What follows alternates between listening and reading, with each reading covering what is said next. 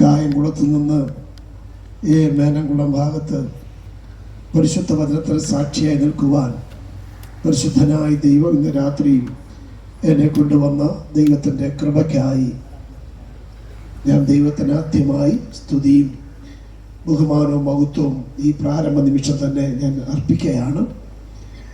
സകലത്തിൻ്റെ മേലും അധികാരമുള്ള, സകലത്തിൻ്റെ മേലും നിയന്ത്രണമുള്ള, സകലത്തെയും തൻ്റെ ശക്തിയുള്ള വചനം കൊണ്ട് വഹിക്കുക മാത്രമല്ല, സകലത്തിന് പദ്ധതി ഒരുക്കിയ മഹാദൈവത്തിൻ്റെ മുമ്പിലാണ് ഇന്ന് നാം ഇവിടെ വന്നിരിക്കുന്നത്.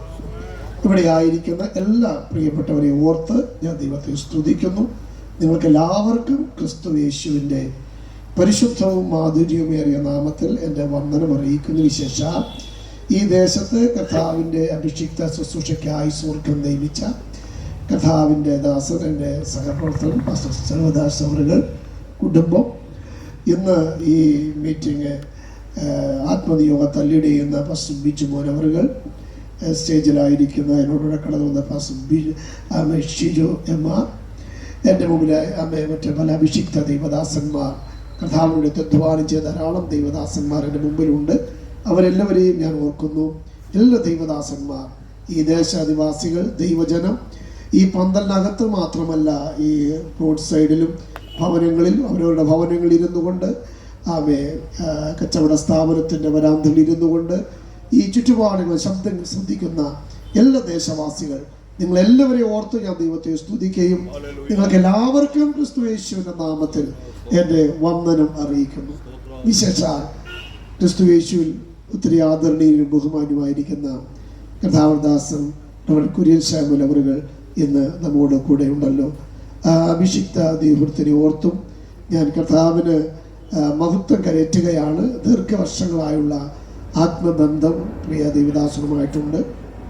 ലോകത്തിലെ ഏറ്റവും വലിയ സമ്പന്ന രാജ്യത്തിൽ താൻ പാർക്കുന്നെങ്കിലും തനിക്ക് വേണമെങ്കിൽ കുടുംബമായി ആ സമ്പന്ന രാജ്യത്തിലെ എല്ലാ സൗകര്യങ്ങളും സുഖങ്ങളൊക്കെ ആസ്വദിച്ചും അനുഭവിച്ചും ആ ദേശത്ത് സുഖമായി പാർക്കാമെന്നിരിക്കെ ദൈവം തനിക്ക് കൊടുത്ത ഭൗതിക നന്മയിൽ നിന്ന് യാതൊരു പ്രശസ്തിയും കുതിക്കാതെ കേരളത്തിൻ്റെ വിദൂര ചെറിയ കുഗ്രാമങ്ങളിലും ആരും അറിയപ്പെടാത്ത ഇടങ്ങളിലൊക്കെ കർത്താവിൻ്റെ നാമത്തിനു വേണ്ടി താൻ അധ്വാനിക്കുന്നു, താൻ പ്രവർത്തിക്കുന്നു.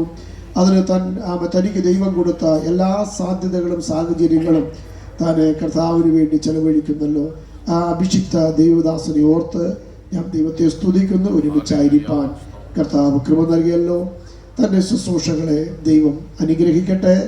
മനോഹരമായ ആത്മീയ ഗാനങ്ങളാൽ ആരാധനയിലേക്ക് നയിക്കുന്ന വാത്സല്യ സഹോദരങ്ങൾക്കായും ഞാൻ കർത്താവിന് നന്ദി പറയുന്നു. എല്ലാവരെയും കർത്താവ് അനുഗ്രഹിക്കട്ടെ. ഒത്തിരി മുഖവര പറഞ്ഞ് ഞാൻ സമയം ദീർഘിപ്പിക്കുന്നില്ല.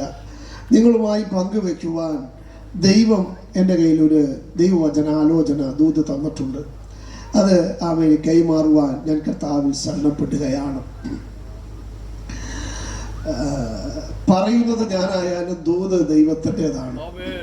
മാനുഷികമായ പരിമിതിയും അതിൻ്റെ പരിധിയും ഒക്കെ എനിക്കുണ്ടെങ്കിലും ദൂതിൻ്റെ ഉടമസ്ഥന് പരിധിയില്ല. ആ സർവശക്തനായ ദൈവത്തിന് ഇന്ന് ഈ ദേശത്തോട് അരുളി ചെയ്യുവാനുള്ള ഒരു അരുളപ്പാടുണ്ട്.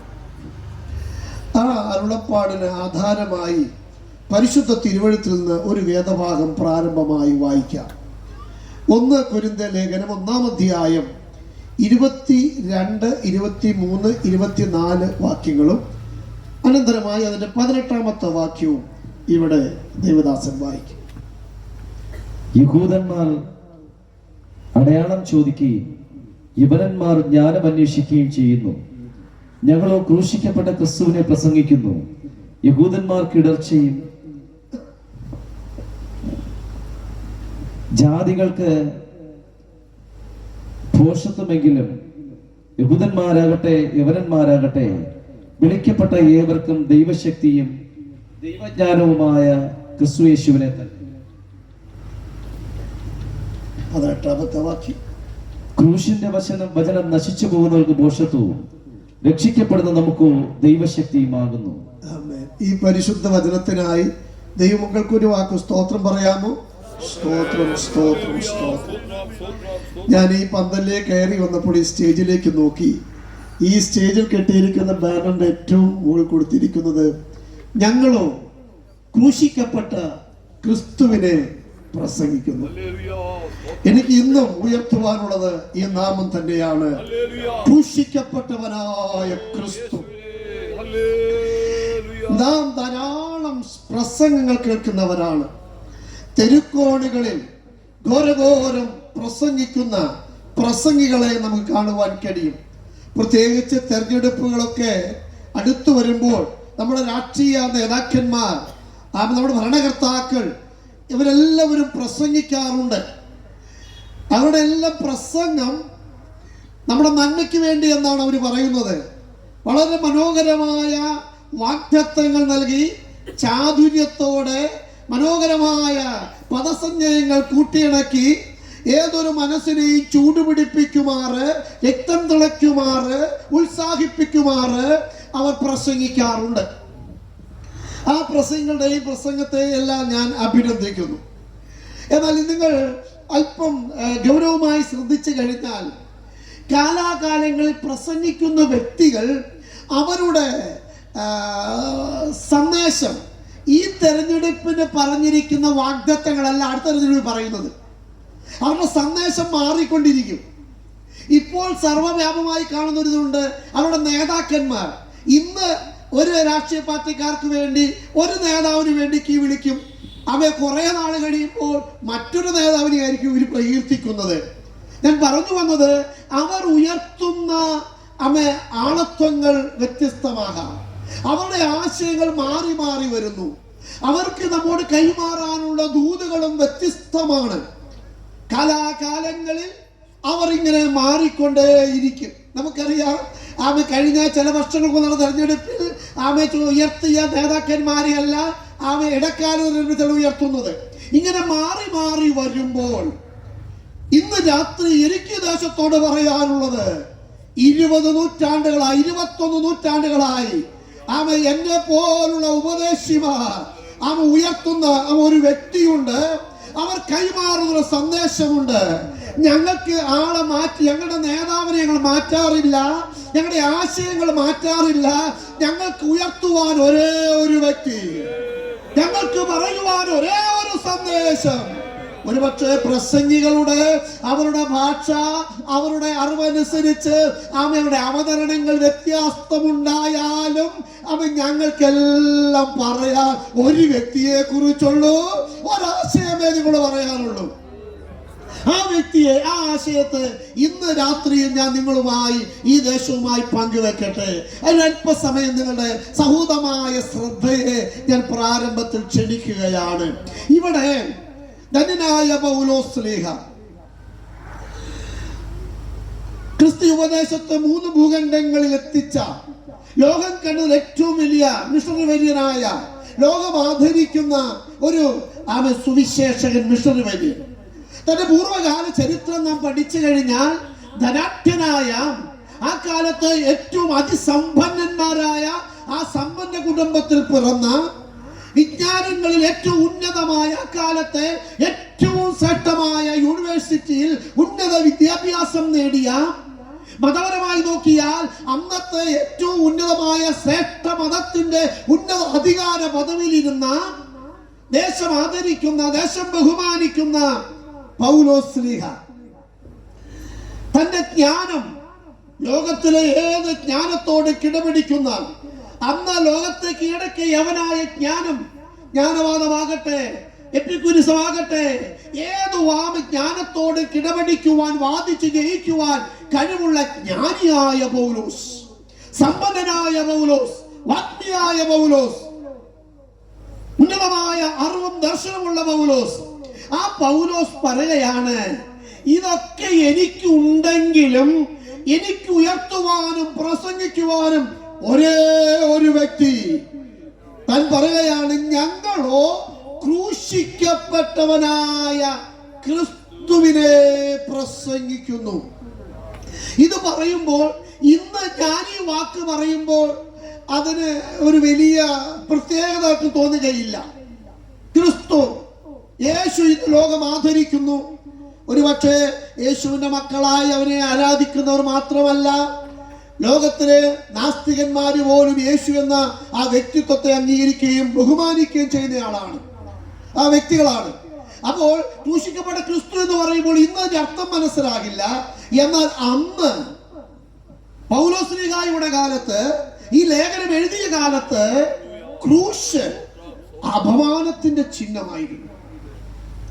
ക്രൂശിക്കപ്പെടുക എന്ന് പറഞ്ഞാൽ ആ കാലത്ത് ഏറ്റവും നിന്ദ്യമായ ഒരു മരണം, ഏറ്റവും ക്രൂരനായ കുറ്റവാളി കൊടുക്കുന്ന മരണം, അപമാനത്തിന്റെ, നിന്ദയുടെ, താഴ്ചയുടെ, ഏറ്റവും വലിയ നീച മരണത്തിന്റെ സിംബലാണ് ക്രൂശ്.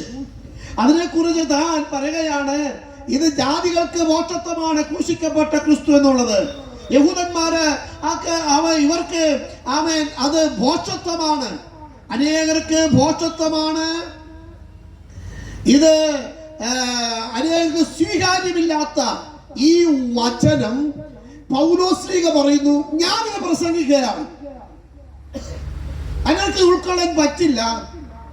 ഒരു മനുഷ്യന് അന്നത്തെ കോടതി കുറ്റക്കാരനെന്ന് കണ്ടു എന്ന് പറയാൻ പറ്റില്ല, കുറ്റക്കാരനല്ല എന്ന് പറഞ്ഞിട്ടും ആ കാലത്ത് കൊടുക്കുന്ന ഏറ്റവും വലിയ നീച മരണത്തിന്, അപമാന മരണത്തിന്, ക്രൂര മരണത്തിന് വിധിക്കപ്പെട്ട് നഗ്നനായി, തകർക്കപ്പെട്ടവനായി, ദൈവത്തിന്റെ വചനം പറയുന്നത് കണ്ട ആളല്ല തോന്നുമാറ് വിരൂപനായി ക്രൂശിൽ ആ പ്രധാന പാതക്കരികെ അവൻ ലോകമനുഷ്യ മുമ്പിൽ നിന്ദനായി, തുപ്പലേറ്റവനായി ആ ഒരു മനുഷ്യൻ മരിച്ചു.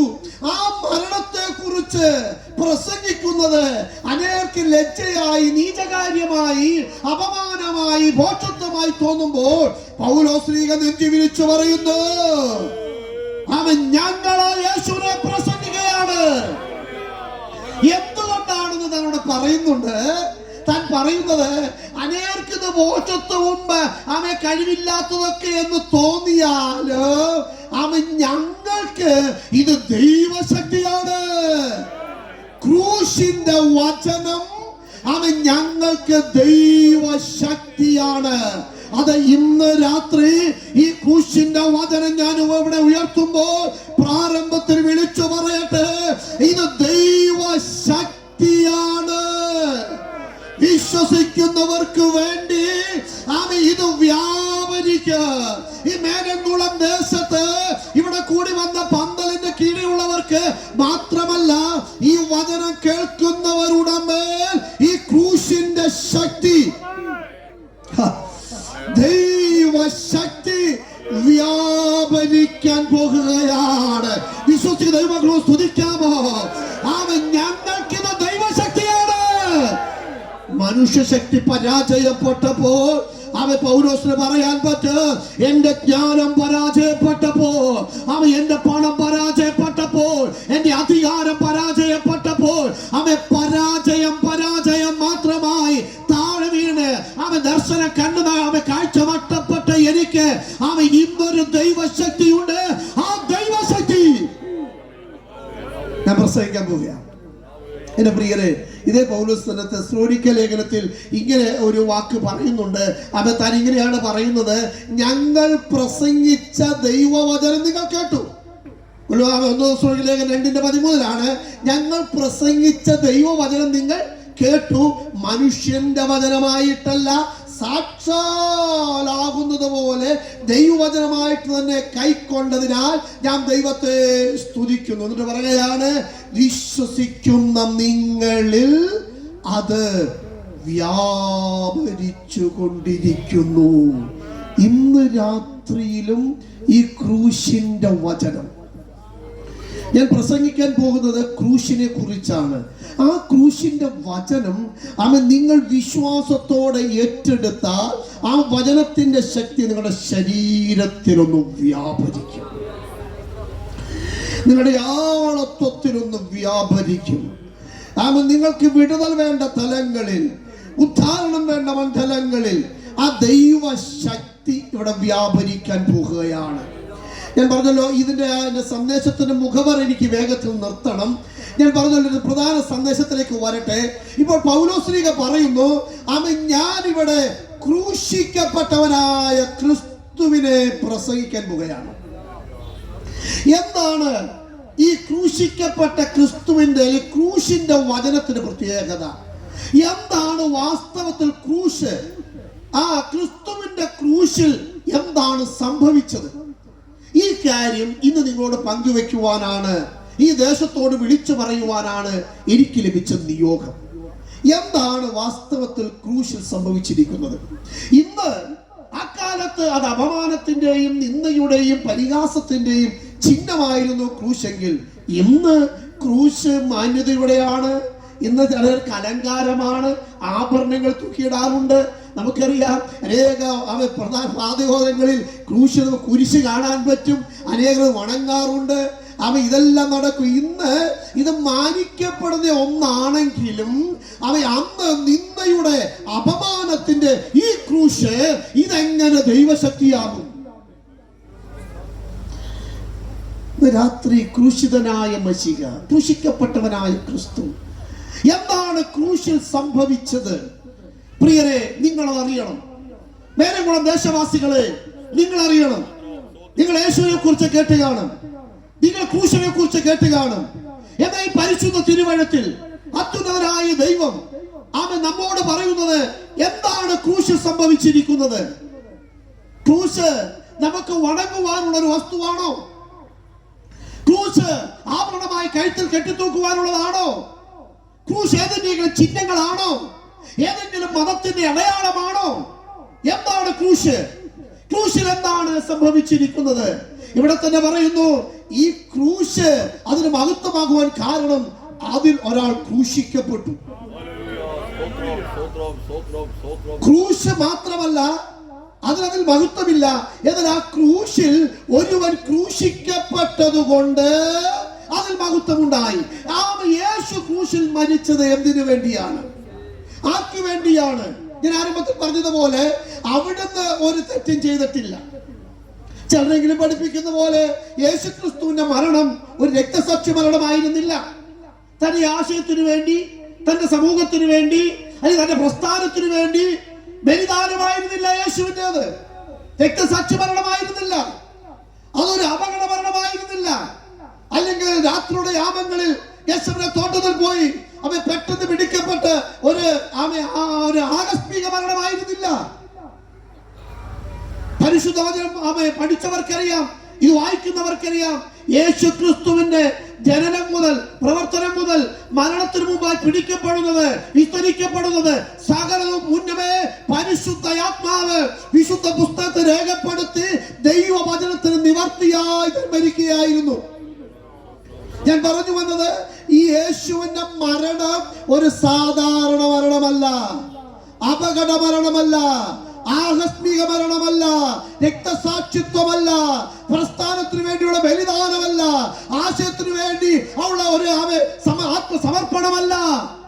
പിന്നെ എന്താണ് യേശുവിന്റെ മരണം? പരിശുദ്ധ തിരുവെഴുത്തിൽ യേശുവിന്റെ മരണത്തെ കുറിച്ച് പറയുന്നത് അതൊരു യാഗമാണ്. യാഗമാണ്. എബ്രായർ 10:4 വാക്യത്തിൽ ഇങ്ങനെ പറയുന്നു, ഏകയാഗത്താൽ അവൻ വിശുദ്ധീകരിക്കപ്പെടുന്നവർക്ക് വേണ്ടി സദാകാലത്തേക്കും സൽഗുണപൂർത്തി വരുത്തിയിരിക്കുന്നു. അഥവാ വിശ്വസിക്കുന്ന ജനത്തിനു വേണ്ടി, അവരെ സൽഗുണപൂർണരാക്കുവാൻ വേണ്ടി അത്യുന്നതനായ ദൈവനീതിക്ക് മുമ്പിൽ, ദൈവത്തിന് മുമ്പിൽ താൻ നൽകിയ യാഗമാണ് ക്രൂശിലെ മരണം. നമുക്കറിയാം, പാപങ്ങളുടെ മോചനത്തിനായി അക്കാലത്ത് ധാരാളം യാഗങ്ങൾ നടന്നിരുന്നു. ഇന്ത്യയിലും നമ്മുടെ ഭാരതത്തിലും ധാരാളം ബലിയും യാഗങ്ങളും നടന്നിരുന്നല്ലോ. അശ്വമേധമുണ്ട്, ഗോമേധമുണ്ട്, അശ്വമേധമുണ്ട്. ആടുകളെ, കാളകളെ, കുതിരകളെ ഒക്കെ യാഗം നടത്തി പാപത്തിന്റെ മോചനത്തിനും കാര്യങ്ങളുടെ സാധ്യതയ്ക്കും വേണ്ടി യാഗങ്ങളൊക്കെ നടത്തിയിരുന്നു. എന്നാൽ ഇവിടെ യേശുക്രിസ്തു മാനവജാതിയുടെ പാപത്തിന്റെ പരിഹാരത്തിന് വേണ്ടി അല്ല, വചനം വ്യക്തമായി പറയുന്നു, അവനെ സൽഗുണപൂർണനാക്കുവാൻ. വാക്ക് ശ്രദ്ധിക്കണമേ, അവനെ പൂർണ്ണനാക്കി തീർക്കുവാൻ. For by one offering he hath perfected forever. നിത്യമായി അവനെ പൂർണ്ണനാക്കുവാൻ. അപൂർണനായ മനുഷ്യനെ, ബലഹീനനായ മനുഷ്യനെ പൂർണ്ണനാക്കി തീർക്കുവാനാണ് യേശുക്രിസ്തു കാൽവറിയിൽ യാഗമായത്. എന്റെ പ്രിയരെ, ഈ മനുഷ്യനെ ദൈവം സൃഷ്ടിച്ചത് പാപിയായിട്ടല്ല, രോഗിയായിട്ടല്ല, ബലഹീനനായിട്ടല്ല. എന്തിനു വേണ്ടിയാണ് ദൈവം മനുഷ്യനെ സൃഷ്ടിച്ചത്? നിങ്ങൾ ചിന്തിച്ചിട്ടുണ്ടോ? എന്തിനു വേണ്ടിയാണ് ദൈവം മനുഷ്യനെ സൃഷ്ടിച്ചത്? കിടക്കട്ടെ കുറെ മനുഷ്യര്, അതിനു വേണ്ടിയാണോ? അല്ല. പരിശുദ്ധ വചനം പറയുന്നു, അവൻ തന്റെ സ്വരൂപത്തിലും സാദൃശ്യത്തിലും മനുഷ്യനെ സൃഷ്ടിച്ചു. എന്നിട്ട് സൃഷ്ടിശേഷം അവനോട് പറയുന്നു, അവൻ ഈ ചരാചരങ്ങളെ, ആകാശത്തെയും ഭൂമിയിലും അവൻ സമുദ്രത്തിലും അതിലുള്ള സകല ജീവജാലങ്ങളെയും ഭരിക്കുവാൻ, വാഴുവാൻ അവനെ കൽപ്പിച്ചാക്കി. ശ്രദ്ധിക്കണമേ, ദൈവത്തിന്റെ സ്വരൂപം, ദൈവത്തിന്റെ സാദൃശ്യം. ദൈവം ചെയ്യേണ്ട ജോലിയാണ് തന്റെ സൃഷ്ടിയായ ആകാശത്തെയും ഭൂമിയെയും ഈ സമുദ്രത്തെയും സകല ജീവജാലങ്ങളെയും ഭരിക്കുക, നിയന്ത്രിക്കുക. ഇങ്ങനെ ദൈവത്തിൻ്റെതായ സ്വരൂപം, ദൈവം ചെയ്യേണ്ട ഡ്യൂട്ടി ചെയ്തുകൊണ്ടിരിക്കുമ്പോൾ ദൈവം പറയുന്നു, നമുക്കൊരു മനുഷ്യനെ ഉണ്ടാക്കാം, എന്നിട്ട് നമ്മുടെ സ്വരൂപം ഒന്ന് ഷെയർ ചെയ്യാം, നമ്മുടെ സാദൃശ്യം ഒന്ന് ഷെയർ ചെയ്യാം, നമ്മുടെ ഡ്യൂട്ടി ഭരിക്കുക, വാഴുക, നമ്മുടെ ഡ്യൂട്ടി ഒന്ന് ഷെയർ ചെയ്യാം. വാസ്തവത്തിൽ ദൈവം മനുഷ്യനെ, എന്നെ, നിങ്ങളെ, അല്ലെങ്കിൽ ആദ്യ മനുഷ്യൻ ആദമിനെ ദൈവം സൃഷ്ടിച്ചത് അവന് ദൈവികത്വത്തിന്റെ ഷെയറിങ്ങിന് വേണ്ടിയാണ്. എത്രയൊക്കെ വിശ്വസിക്കാൻ പറ്റും? നമ്മെ കേവലം അടിമകളായിട്ടല്ല, നമ്മെ സൃഷ്ടിച്ചത് ഒരു ഷെയറിങ്. ആ ദൈവത്തിന്റെ സ്വരൂപമാണ് നമുക്ക് തന്നിരിക്കുന്നത്, ദൈവത്തിന്റെ സാദൃശ്യം, ആ ഷെയറിങ് ലഭിച്ചിരിക്കുന്നു. മാത്രമല്ല, ഡ്യൂട്ടി ദൈവം ചെയ്യേണ്ടത്. അങ്ങനെ ദൈവത്തിൻ്റെതായ അവൻ ഷെയറിങ് പ്രാപിച്ച മനുഷ്യൻ, അതിനുവേണ്ടി സൃഷ്ടിക്കപ്പെട്ട മനുഷ്യൻ, അവൻ പാപം ചെയ്ത് ദൈവ സാന്നിധ്യത്തിൽ നിന്ന് അവൻ മാറിപ്പോകേണ്ടി വന്നു. വിശുദ്ധ പുസ്തക ചരിത്രം രേഖപ്പെടുത്തുന്നുണ്ട്. ഏകന്റെ ലംഘനത്താൽ പാപവും പാപത്താൽ മരണവും ഭൂമി പ്രവേശിച്ചു. ആ ഏകൻ ലംഘനത്താൽ അവനിലൂടെ ആദാമിന്റെ പാപം, ആദാമിന്റെ സന്തതി പരമ്പരയായ സകല മനുഷ്യരിലും പരന്നു. അങ്ങനെ സകല മനുഷ്യരും പാപികളായി തീർന്നപ്പോൾ അവൻ ബലഹീനനായി, അവന് ദൈവത്തെ അടുക്കാൻ കഴിയാതെ വന്നു, അവൻ അപൂർണനായി. അവനെ കുറിച്ചുള്ള ദൈവത്തിന്റെ പദ്ധതി, ദൈവത്തിന് അവന് പങ്കായി ലഭിച്ച ആ ദൈവിക സാദൃശ്യം, ആ സ്വരൂപം നഷ്ടപ്പെട്ടു, ആ അധികാരം നഷ്ടപ്പെട്ടു, ആ ശക്തി നഷ്ടപ്പെട്ടു. അങ്ങനെ അപൂർണനായ മനുഷ്യനെ പൂർണ്ണനാക്കുവാൻ വേണ്ടിയാണ് യേശു ഭൂമിയിലേക്ക് വന്നത്. എന്നെ ശ്രദ്ധിക്കുന്ന എന്റെ സ്നേഹിതരെ, നിന്റെ ജീവിതത്തിന്റെ അപൂർണതകളെ മാറ്റി പൂർണ്ണതയിലേക്ക് നടത്തുവാൻ, നിനക്ക് വേണ്ടി ഏക യാഗമാകുവാനാണ് യേശു ഭൂമിയിലേക്ക് വന്നത്. ക്രൂശിൽ അതാണ് സംഭവിച്ചത്. മറ്റൊരു ഭാഗത്ത് പൗലോസ് പറയുന്നുണ്ട്, കറ ചുളക്കം മുതലായി ഒന്നുമില്ലാതെ സഭയെ ശുദ്ധയും നിഷ്കളങ്കയും തനിക്ക് തന്നെ തേജസ്സോടെ മുൻനിർത്തേണ്ടതിന് അവൻ നമുക്ക് വേണ്ടി ഏൽപ്പിക്കപ്പെട്ടു. യേശു ഇതിനു വേണ്ടി മരിച്ചു. നമ്മെ കറയില്ലാതെ, ചുളുക്കമില്ലാതെ, തേജസ്സോടെ, നഷ്ടപ്പെട്ട തേജസ്സോടെ ദൈവത്തിന്റെ സന്നിധിയിൽ നിർത്തുവാനാണ് യേശു ക്രിസ്തു ക്രൂശിൽ മരിച്ചത്. അപ്പോൾ ചോദ്യം ചോദിക്കാം, യേശു അങ്ങനെ മരിക്കേണ്ട ആവശ്യമുണ്ടായിരുന്നോ? വേറെ എന്തെങ്കിലും യാഗങ്ങൾ മതിയാ പോരെ? ദൈവത്തിന്റെ മാത്രം ഇങ്ങനെ പറയുന്നു, എബ്രായരും 10:6-7, സർവാംഗ ഹോമങ്ങളിലും പാപയാഗങ്ങളിലും നീ പ്രസാദിച്ചില്ല. ലോകം മനുഷ്യൻ നടത്തുന്ന കന്നുകാലികളുടെ, ആടുകളുടെ, മൃഗങ്ങളുടെ, മനുഷ്യരെക്കാളും താണ ജീവികളായ മൃഗങ്ങളുടെ ബലി കൊണ്ട് ദൈവത്തെ തൃപ്തിപ്പെടുത്തുവാൻ കഴിയാതെ വന്നപ്പോൾ പുത്രൻ തമ്പുരാൻ പറഞ്ഞു, അപ്പോൾ ഞാൻ പറഞ്ഞു, ഇതാ ഞാൻ വരുന്നു, പുസ്തകച്ചുരുളിൽ എഴുതിയിരിക്കുന്നു, ദൈവമേ നിന്റെ ഇഷ്ടം ചെയ്യുവാൻ ഞാൻ വരുന്നു. ദൈവ ഇഷ്ടപ്രകാരം നമ്മെ പെർഫെക്റ്റ് ആക്കുവാൻ, നിത്യമായ പൂർണ്ണതയിലേക്ക് വരുത്തുവാനാണ് യേശു ക്രിസ്തു ഭൂമിയിൽ വന്നത്. മറ്റൊരു ഭാഗത്ത് ഇങ്ങനെ പറയുന്നു, ഏത് പുരോഹിതനും ദിവസേന ശുശ്രൂഷിച്ചും പാപങ്ങളെ പരിഹരിപ്പാൻ ഒരു നാളും കഴിയാത്ത അതേ യാഗങ്ങളെ കൂടെ കൂടെ കഴിച്ചുകൊണ്ടിരിക്കുന്നു. അർത്ഥാൽ ഒരിക്കൽ അവിടെ വിശദീകരണമുണ്ട്, ഒരിക്കൽ പുരോഹിതന്മാർ യാഗം നടത്തുന്നു, ഈ യാഗം കൊണ്ട് പൂർണ്ണമായി പരിഹാരം വരുത്തിയാൽ പിന്നെ യാഗം നടത്തണ്ടല്ലോ. അപ്പോൾ ആവർത്തിച്ച് യാഗം നടത്തുന്നത് കൊണ്ട് അതിൽ നിന്ന് വ്യക്തമാണ്, ആദ്യം നടത്തിയ യാഗം കൊണ്ട് പൂർണ്ണത വന്നില്ല. ഇന്ന് ഒരേ കാര്യത്തിന് മരണാനന്തരമായി മരിച്ചുപോയവർക്ക് വേണ്ടി കർമ്മങ്ങൾ നടത്താറുണ്ട്. ഈ വർഷം നടത്തുന്നു, അടുത്ത വർഷവും നടത്തുന്നു. ഈ വർഷം നടത്തുന്നത് ഫലപൂർണ്ണമായെങ്കിൽ അടുത്ത വർഷം നടത്തണമോ? നമ്മുടെ പാപങ്ങളുടെ മോചനത്തിന് വേണ്ടി ഇന്ന് നേർച്ച നടത്തുന്നു, പിന്നെയും നേർച്ച നടത്തുന്നു. വീണ്ടും നടത്തുമ്പോൾ തന്നെ അതിന്റെ അർത്ഥം എന്താണ്?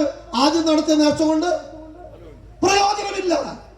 ഇങ്ങനെ രക്ഷിപ്പാൻ കഴിയാത്ത യാഗങ്ങളും ബലികളും കർമ്മങ്ങളും ആചാരങ്ങളും അനുഷ്ഠാനങ്ങളും ജപതപ മുറകളെല്ലാം തകൃതിയായി നടന്നുകൊണ്ടിരിക്കുന്ന കാലഘട്ടങ്ങളിൽ യേശു ഇതിന് വന്നു. യേശുവോ പാപങ്ങൾക്ക് വേണ്ടി ഏകയാഗം കഴിച്ചിട്ട് എന്നേക്കും ദൈവത്തിന്റെ വലത്തുഭാഗത്ത് ഇരിക്കുവാനായി സ്വർഗത്തിലേക്ക് കടന്നുപോയി. യേശു എന്തിനു യാഗം കഴിച്ചു? കൂടെ കൂടെ മനുഷ്യൻ കഴിക്കുന്ന കർമാചാരങ്ങളുടെ അനുഷ്ഠാനങ്ങളിലൂടെ മാനവജാതിക്ക്, എനിക്കും നിനക്കും നേരംകുളം ദേശവാസികൾക്കും പൂർണ്ണമായ രക്ഷ കിട്ടാതിരുന്നപ്പോൾ നിന്നെ പൂർണ്ണമായി രക്ഷിക്കുവാൻ, നിത്യമായി രക്ഷിക്കുവാൻ യേശു ഈ ഭൂമിയിൽ കടന്നു വന്ന് നമുക്ക് വേണ്ടി യാഗമായി. ഈ ക്രൂശ് മരണത്തിൽ വാസ്തവത്തിൽ എന്താ സംഭവിച്ചത്? ഇത്രയൊക്കെ പറഞ്ഞു. ഒരുപക്ഷെ ഞാൻ എൻ്റെ പ്രധാന സന്ദേശത്തേക്ക് വരേണ്ടതിന് ഞാൻ അല്പ സ്പീഡിൽ ആ വാക്യങ്ങൾ വായിച്ചു പോവുകയായിരുന്നു. എന്നാൽ വാസ്തവത്തിൽ എന്താ ക്രൂശിൽ സംഭവിച്ചത്? ഞാൻ പറഞ്ഞ കാര്യം ഇതാണ്, അപൂർണനായ ഡിഫോമിറ്റീസ്, ഒത്തിരി രോഗം, വേദന, ശാപം, കഷ്ടം, പ്രതിസന്ധി, ഈ ഒത്തിരി അപൂർണതകളുള്ള മനുഷ്യനെ പൂർണ്ണനാക്കുവാൻ യേശു ക്രിസ്തു കാൽവറി യാഗമായി. അതൊരു പരമസത്യമാണ്, ലോകത്തിന് ആർക്കും നിഷേധിക്കാൻ പറ്റാത്ത. യേശുവിന്റെ ക്രൂശീകരണം അങ്ങനെ സംഭവിച്ചില്ല എന്ന് ആർക്കും പറയാൻ പറ്റുമോ? യേശുവിനെ വിശ്വസിക്കാത്തവരും യേശുവിനെ നിഷേധിക്കുന്നവരും ക്രിസ്തു വിരോധികളും പറയും യേശു ക്രിസ്തു ക്രൂശിക്കപ്പെട്ടു. അത് ചരിത്ര സംഭവമാണ്. ആ ക്രൂശിക്കപ്പെട്ട ക്രിസ്തു അടക്കപ്പെട്ടു ഉയർത്തെഴുന്നേറ്റു എന്നുള്ളതും ചരിത്ര സത്യമാണ്. അന്ന് ജീവിച്ചിരുന്ന നൂറുകണക്കിന് വ്യക്തികൾക്ക് താൻ പ്രത്യക്ഷനായി. ഇത് ചരിത്ര സത്യമാണ്. പക്ഷെ ഇന്ന് രാത്രി എനിക്ക് നിങ്ങളോട് പറയുവാനുള്ളത്, ഈ ക്രൂശിൽ എന്താണ് സംഭവിച്ചത്? ഇവിടെ ദൈവമക്കൾ അത് മനസ്സിലാക്കണം, ഈ ദേശം അത് മനസ്സിലാക്കണം. യേശു ക്രൂശിൽ മരിച്ചു എന്നുള്ളത് ഒരു ചരിത്ര സത്യമായിരിക്കുമ്പോൾ തന്നെ ക്രൂശിൽ എന്താണ് സംഭവിച്ചത്? ഒരു വേദപണ്ഡിതാവ്, തിയോളജിയൻ, താൻ പറഞ്ഞൊരു വാക്കുണ്ട്, the entire message of gospel revolves around one unique historical event, that is the sacrificial death of Jesus Christ on the cross. അതായത് താൻ പറഞ്ഞിങ്ങനെയാണ്, ഈ മുഴു സുവിശേഷ സത്യങ്ങളും ഒരു അതുല്യമായ ചരിത്ര സംഭവത്തിൽ ഇങ്ങനെ കറങ്ങിക്കൊണ്ടിരിക്കുകയാണ്. സകല രക്ഷയുടെ സുവിശേഷത്തിന്റെ മുഴു സത്യങ്ങളും ഒരു അതുല്യമായ ചരിത്രത്തിന്റെ ചരിത്ര സംഭവത്തിൽ കറങ്ങുന്നതാണ് ഈ മുഴു ബൈബിളിലെ ചരിത്രവും സത്യവും. അതെന്തെന്ന് ചോദിച്ചാൽ, ക്രൂശിൽ ക്രിസ്തു എന്ന ചരിത്ര സത്യം.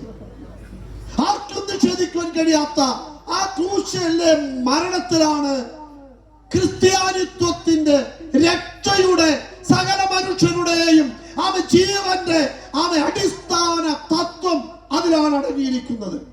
എന്താണ് വാസ്തവത്തിൽ ക്രൂശ് സംഭവിച്ചിരിക്കുന്നത്? മനസ്സിലാവുന്ന ഭാഷയിൽ പറഞ്ഞു കഴിഞ്ഞാൽ യഥാർത്ഥത്തിൽ ക്രൂശ് സംഭവിച്ചിരിക്കുന്നത് ഒരു എക്സ്ചേഞ്ച് ആണ്. ഒരു കൈമാറ്റം. ഒന്ന് അങ്ങോട്ട് കൊടുത്ത് ഒന്ന് ഇങ്ങോട്ട് മേടിക്കുന്ന, അങ്ങനെ എക്സ്ചേഞ്ച് ചെയ്യുന്നത്.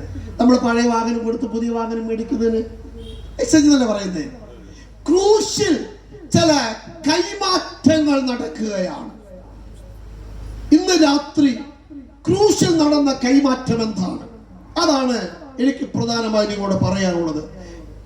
ഞാനിത് ശുശ്രൂഷിക്കുമ്പോൾ, നിങ്ങളുമായി പങ്കുവെക്കുമ്പോൾ, ഞാൻ ഈ വചനവുമായി തിരുമുമ്പിൽ ഇരുന്നപ്പോൾ ദൈവാത്മാവ് എന്റെ ഉള്ളിൽ തന്ന ചിന്ത ഇതാണ്: ക്രൂശിൽ അന്ന് നടക്കുവാൻ ദൈവം ആഗ്രഹിച്ച ആ കൈമാറ്റം ഇന്ന് രാത്രി ഇവിടെ നടക്കും. വിശ്വസിക്കുന്ന ദൈവമക്കളോട് ദൈവത്തെ സ്തുതിക്കാമോ? ഞാൻ ക്രൂശിതനായ ക്രിസ്തുവിനെ ഇവിടെ ഉയർത്തുന്നു. ക്രൂശ് ചില കൈമാറ്റങ്ങൾ നടക്കുന്ന സ്ഥലമാണ്. എന്താണ് ക്രൂശിൽ നടന്ന കൈമാറ്റങ്ങൾ? നമ്പർ 1, ക്രൂശിൽ നടന്ന ഒന്നാമത്തെ കൈമാറ്റവും എന്ന് പറഞ്ഞാൽ പാപവും ദൈവ നീതിയും തമ്മിലുള്ള ഒരു കൈമാറ്റമാണ്. മനുഷ്യന്റെ പാപം ക്രിസ്തുവിലേക്ക്, യേശുവിൽ ക്രൂശിലേക്ക് പോയി. ക്രൂശിൽ നിന്ന് ദൈവനീതി ഇങ്ങോട്ട് വന്നു. ഇതാണ് അവിടെ നിന്ന് ഒന്നാമത്തെ കൈമാറ്റം. ദൈവത്തിന്റെ വചനം പറയുന്നു, നീതിമാൻ ആരുമില്ല, ഒരുത്തൻ പോലുമില്ല. ദൈവസന്നിധിയിൽ എല്ലാവരും കൊള്ളാത്തവരായി ദൈവത്തിൽ നിന്ന് അകന്നു പോയപ്പോൾ, അത് ക്രിസ്ത്യാനികൾ മാത്രമല്ല, സകല മതങ്ങളും ഒരുപോലെ വിളിച്ചു പറയുന്നു, ഈ ഭൂമിയിൽ പിറന്നു വീഴുന്ന ഏതൊരു ശിശുവിൽ പോലും പാപത്തിന്റെ കണികയുണ്ട്. അതുകൊണ്ടാണ് നീതിസാരത്തിൽ ഇങ്ങനെ പറയുന്നത്: പാപിയല്ലാതെ ഇന്നൊരു നരനും ഭൂതലേ, കോപശീലം ശിശുവിനുമുണ്ടല്ലോ. അപ്പോൾ ശിശുവിന് പോലും നിഷ്കളങ്കത്വത്തിന്റെ പ്രതീകമെന്ന് പറയുന്ന ഒരു ശിശുവിന് പോലും പാപത്തിന്റെ കണികയുണ്ട്. നിങ്ങൾ നോക്ക്, കൊച്ചു കുഞ്ഞിന്റെ അടുത്ത് നിന്ന് അതിന്റെ അമ്മയെ കെട്ടിപ്പിടിച്ച് ഇത് എന്റെ അമ്മയാണെന്ന് പറഞ്ഞ് ആ കൊച്ചു കരയും, അല്ലെങ്കിൽ നമുക്കെതിരെ ആ ചീറ്റും. കാരണം അത് സ്വാർത്ഥത. എന്റെ അമ്മ, സ്വാർത്ഥത എന്ന പാപത്തിന്റെ കണിക അതിലുമുണ്ട്. അപ്പോൾ പാപം മനുഷ്യനിൽ വസിക്കുകയാണ്. ദൈവത്തിന്റെ അത്യുന്നതനായ നീതിമാനായ ദൈവത്തിന്റെ മുമ്പിൽ സകല മനുഷ്യരും പാപിയായി തീർന്നിരിക്കുന്നു. ഞാൻ ആരംഭത്തിൽ പറഞ്ഞതുപോലെ, പാപമില്ലാത്തവനായിട്ടാണ് ദൈവം മനുഷ്യനെ സൃഷ്ടിച്ചിരിക്കുന്നതെങ്കിലും അനുസരണക്കേടിനാൽ, ഏക മനുഷ്യനായ ആദ്യ മനുഷ്യനായ ആദാമിന്റെ അനുസരണക്കേടിനാൽ പാപം അവരിൽ പ്രവേശിച്ചു. പാപം ജീവനിൽ പ്രവേശിച്ചു. ജീവൻ രക്തത്തിൽ അടങ്ങിയിരിക്കുകയാൽ രക്തത്തിൽ പാപം കലർന്ന് സകല മനുഷ്യരും പാപത്തിനടിമകളായി. പൗലോസ് ഒരിക്കൽ പറഞ്ഞതുപോലെ, അയ്യോ ഞാൻ അനിഷ്ട മനുഷ്യൻ, നന്മ ചെയ്യണമെന്ന് എനിക്ക് ആഗ്രഹമുണ്ട്, ഇച്ഛിക്കാത്ത തിന്മ ചെയ്തു പോകുന്നു. നമ്മൾ ആരും രാവിലെ എഴുന്നേറ്റ് ഞാൻ ഇന്ന് 10 കള്ളം പറയും, 10 പേർക്ക് ഭാര വെക്കും എന്ന് പറഞ്ഞിട്ടാണ് ഇറങ്ങി വരുന്നത്. ഇല്ലെങ്കിൽ നാം പലപ്പോഴും പാപം ചെയ്യുന്നു. എന്തുകൊണ്ട്? നാം അറിയാതെ നമ്മിൽ പാപം വസിക്കുന്നു. ഈ പാപത്തിന്റെ അനന്തരഫലമായ ശാപം, രോഗം, ദുഃഖം പിന്നാലെ വിശദീകരിച്ചു കൊള്ളാം. ഈ പാപം നമ്മിൽ ഇരിക്കുന്നത് കൊണ്ട് നീതിമാനായ ദൈവത്തിന്റെ അടുക്കലേക്ക് ചെല്ലുവാൻ കഴിയുന്നില്ല. പാപം മനുഷ്യന് ദൈവത്തിലേക്ക് അടുക്കുവാൻ കഴിയാതെ തടയുന്നു. ഒരിക്കൽ പത്രോസ്ലീഹൻ രാത്രി മുഴുവൻ അവൻ അധ്വാനിച്ചിട്ടും ഒരൽപ്പം ഒരു മീൻ പോലും പിടിക്കുവാൻ കഴിയാതെ പരാജയപ്പെട്ട പത്രോസ് തന്റെ പടക് ഈശോമിശിഹായ്ക്ക് അല്പസമയം ഇട്ടുകൊടുത്ത അനന്തരം ഈശോയുടെ അരുളപ്പാടുകൾ ആജ്ഞ അനുസരിച്ച് ഗലീലാ തടാകത്തിന്റെ ആഴത്തിലേക്ക് വലയിറക്കി അവൻ ആ പെരുത്ത മീൻകൂട്ടം പടകിലേക്ക് വലിച്ചിട്ട് ആ പെരുത്ത മീൻകൂട്ടത്തെ കണ്ടുകൊണ്ട് പത്രോസ്, ഒന്നാമത്തെ പോപ്പായ പത്രോസ് ഇങ്ങനെ പറയുന്ന ഒരു വാക്കുണ്ട്. എന്നെ ഒത്തിരി ചിന്തിപ്പിച്ച വാക്കാണ്. അവൻ താൻ പരാജയപ്പെട്ടിടത്ത് വിജയം നേടിയ പത്രോസ്, നേട്ടം കൊയ്ത പത്രോസ്, വിജയശീലാളിതനായ പത്രോസ്, നന്മയുടെ കൂമ്പാരം മുമ്പിൽ വന്ന പത്രോസ് ഇത് കണ്ടപ്പോൾ ഇതിൽ സന്തോഷിക്കുവാൻ കഴിയാതെ താൻ യേശുവിന്റെ മുഖത്തേക്ക് നോക്കി പറയുന്നു, ഞാൻ പാപിയായ ഒരു മനുഷ്യൻ, എന്നെ വിട്ടുപോകണമേ. നോക്കൂ, നന്മ പോലും ആസ്വദിക്കുവാൻ കഴിയാതെ, ജീവിതത്തിൽ സന്തോഷിക്കുവാൻ കഴിയാതെ, ദൈവത്തോട് അടുക്കുവാൻ കഴിയാതെ, ദൈവ സാന്നിധ്യം അനുഭവിക്കുവാൻ കഴിയാതെ, ദൈവിക നന്മകൾ അനുഭവിക്കുവാൻ കഴിയാതെ പാപം നിന്നെ തടയുമ്പോൾ ഇന്ന് രാത്രി ഞാൻ വിളിച്ചു പറയട്ടെ, നീ പാപഭാരവുമായി, ഈ കുറ്റബോധവുമായി നീ എന്നേക്കും ജീവിക്കണ്ട. എവിടെയാണ് പാപത്തിന്റെ മോചനം? ആര് നിന്റെ പാപത്തിന്റെ കുറ്റം ക്ഷമിച്ചു തരും? അവ ഇച്ഛിക്കാത്ത പാപം നീ ചെയ്ത് ഇന്നലകളിൽ ചെയ്തു പോയ പാപങ്ങളെ ഓർത്ത്, അകൃത്യങ്ങളെ ഓർത്ത്, വന്നുപോയ പാളിച്ചകളെയും പരാജയങ്ങളെ ഓർത്ത് ഹൃദയത്തിന്റെ അകത്ത് കുറ്റബോധത്തോടെ, നിരാശയോടെ, പാപബോധത്തോടെ എന്നെ ദൈവം അംഗീകരിക്കില്ല, ഞാൻ പാപിയായ ഒരു മനുഷ്യൻ, എന്നെ ഒന്നിനും കൊള്ളില്ല എന്ന് നിരാശയോടെ ഇന്ന് രാത്രി ആരെങ്കിലും ഈ ശബ്ദം കേൾക്കുന്നുണ്ടെങ്കിൽ ഞാൻ വിളിച്ചു പറയട്ടെ, ഇതാ ഒരു ക്രൂശ് ഇവിടെ വെളിപ്പെട്ടു വരുന്നു. ക്രൂശിൽ ഒരു കൈമാറ്റം നടക്കും. നിന്റെ പാപഭാരവും ചുമന്ന് ഞാൻ പാപിയായ ഒരു മനുഷ്യനെന്ന് ഏറ്റുപറഞ്ഞ് ആ ക്രൂശിന്റെ ചുവട്ടിലേക്ക് ചെന്നാൽ അവൻ ആ ക്രൂശിന്റെ ചുവട്ടിൽ അവൻ ക്രൂശിതനായ മശിഹായുടെ ആ തിരുമുഖത്തേക്ക് താഴ്മയോടെ ഒന്ന് നോക്കുവാൻ നീ തയ്യാറായ അവൻ നിന്റെ മേലുള്ള പാപത്തിന്റെ ആ വലിയ ഭാരം ക്രൂശിലേക്ക് നീങ്ങാൻ പോകുകയാണ്. അവന്റെ പാപം അവൻ യേശുവിങ്കലേക്ക് കരുതില്ല. ആ യേശുവിനുള്ള ഒരു പാപവും ചെയ്യാത്ത നീതിമാനായ ദൈവത്തിന്റെ പരിശുദ്ധനായ യേശുവിന്റെ പരിശുദ്ധി, ആ നീതി നമ്മിലേക്ക് ട്രാൻസ്ഫർ ആകാൻ പോവുകയാണ്. ഇതാണ് ഇന്ന് ഇവിടെ നടക്കാൻ പോകുന്ന അവൻ കൈമാറ്റം. 2 കൊരിന്ത്യർ ലേഖനം 5-ാം അധ്യായം 21-ാം വാക്യത്തിൽ ഇങ്ങനെ പറയുന്നു, പാപമറിയാത്തവനെ നാം അവനിൽ ദൈവത്തിന്റെ നീതിയാകേണ്ടതിന് അവൻ നമുക്ക് വേണ്ടി പാപമാക്കി. ഒരു പാപവും അറിയാത്തവന്, ഒരു പാപവും ചെയ്യാത്തവന് ദൈവത്തിന്റെ നീതിയായവൻ ഇപ്പോഴിതാ ഒരു പാപമായി. നിന്റെ പാപം യേശുവിങ്കലേക്ക് ആമേൻ പകരപ്പെടുകയാണ്. നിനക്ക് വേണ്ടി യേശു പാപിയാകുകയാണ്. ആ പാപം യേശു ഏറ്റെടുക്കുകയാണ്. എന്നിട്ട് നിന്നെ നോക്കി സ്വർഗം വിളിച്ചു പറയുന്നു, ഇനി നീ പാപിയല്ല, നീതിമാൻ, നീതിമാൻ. ദൈവത്തിന്റെ മുമ്പിൽ നിന്നെ വിശുദ്ധനാക്കുവാൻ നീ ചെയ്ത ക്രിയ കൊണ്ടല്ല, നീട്ട നേർച്ച കൊണ്ടല്ല, നീ കഴിച്ച ആ ഒരു കർമ്മം കൊണ്ടല്ല, വിശ്വാസത്താൽ എന്റെ പാപത്തിന്റെ പരിഹാരത്തിന് വേണ്ടിയാണ് യേശു ക്രിസ്തു ക്രൂശിൽ മരിച്ചതെന്ന് ഹൃദയം കൊണ്ട് വിശ്വസിച്ച്, യേശുവേ ഞാൻ പാപിയായ ഒരു മനുഷ്യൻ, എന്റെ പാപത്തിന്റെ പരിഹാരത്തിന് മറ്റൊരു മാർഗവും ഞാൻ കാണുന്നില്ല, എന്നാൽ അങ്ങ് എന്റെ പാപത്തിന് വേണ്ടി മരിച്ചു, ഞാനത് വിശ്വസിക്കുന്നു, എന്നെയും കൂടെ അങ്ങയുടെ മകനാക്കണമേ, മകളാക്കണമേ എന്ന് ഹൃദയംഗമായി പ്രാർത്ഥിക്കുവാൻ ഈ ദേശത്തൊരു വ്യക്തി തയ്യാറാകുന്നെങ്കിൽ നിന്റെ അഡ്രസ് അവൻ ചോദിക്കില്ല, അവന്റെ ജാതി അവൻ ചോദിക്കില്ല, നിന്റെ ബാങ്ക് ബാലൻസ് ചോദിക്കയില്ല, നിന്റെ ശരീരത്തെ കളർ അവൻ നോക്കുകയില്ല, നിന്റെ സ്ഥാനം അവൻ നോക്കുകയില്ല. നിന്നെ നോക്കി സ്വർഗം വിളിച്ചു പറയും, ഇവൻ എന്റെ നീതിമാൻ, ഇവൻ എന്റെ നീതിമാൻ. വിശ്വസിക്കുന്നവരെ നീതീകരിക്കുന്ന ദൈവം, വിശ്വസിക്കുന്നവരെ നീതീകരിക്കുന്ന ദൈവം പാപം നമ്മെ തകർക്കുന്നു. പാപം നമ്മുടെ കുടുംബത്തെ തകർക്കുന്നു. പാപം നമ്മുടെ ബന്ധങ്ങളെ തകർക്കുന്നു. പാപം നമ്മുടെ തലമുറകളെ നശിപ്പിക്കുന്നു.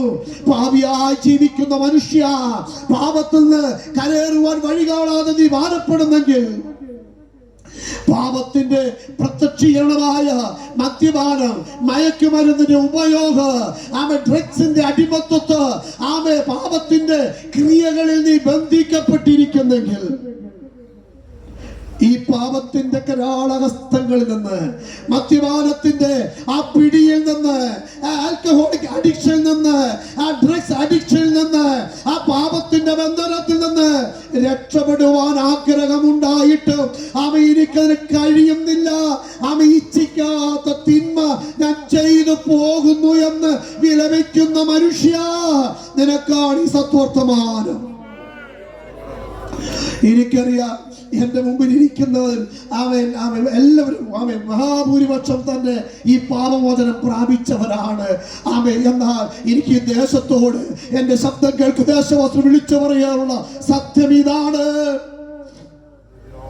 ഇവിടെ ഈ അഭിഷിക്തൻ ദൈവം നൽകിയ നിയോഗത്താൽ ഈ കൺവെൻഷനോടെ ക്രമീകരിച്ചപ്പോൾ ഇതിന് പിന്നിൽ പ്രവർത്തിക്കുന്ന, എത്തിക്കുന്ന, പണം ചെലവഴിക്കുന്ന, അധ്വാനിക്കുന്ന ഓരോ ദൈവവൈദ്യ ഹൃദയത്തിൽ ചിന്ത ഇതാണ്: പാപത്താൽ ബന്ധിക്കപ്പെട്ട ഒരുവനെങ്കിലും, പാപത്താൽ തകർക്കപ്പെട്ട ഒരു കുടുംബം, പകലന്തിയോളം അധ്വാനിച്ചിട്ട് കിട്ടിയ നാണയത്തുട്ടുകൾ കുടുംബത്തിന് ഉപകാരമാകാതെ ഷാപ്പുകളിൽ ഡ്രഗ്സിന്റെ ദല്ലാളന്മാർക്കും വലിച്ചെറിഞ്ഞ് കുടുംബത്തിന് തലവേദനയായി, തലമുറകൾക്ക് നാശത്തിന് കാരണമായി, മാതാപിതാക്കൾക്ക് വ്യസനമായി ജീവിക്കുന്ന എന്റെ സഹോദര, നിനക്ക് രക്ഷപ്പെടുവാൻ മാർഗമുണ്ട്. ഇന്ന് രാത്രി ഓർക്കുക, പാപം നിന്നെ നശിപ്പിക്കും. പാപം നിന്റെ ഭാവി നശിപ്പിക്കും, നിന്റെ കുടുംബം നശിപ്പിക്കും, നിന്റെ തലമുറയെ നശിപ്പിക്കും. കഴിഞ്ഞ ചില മാസങ്ങൾക്ക് മുമ്പ് മലയാള മനോരമ ദിനപത്രത്തിൽ ഞാനിങ്ങനൊരു വാർത്ത വായിക്കുകയുണ്ടായി. അതിങ്ങനെയാണ്: ഒരു വീട്ടിൽ വീട്ടിലെ മാതാവ് വെട്ടേറ്റ് കൊല്ലപ്പെട്ടു.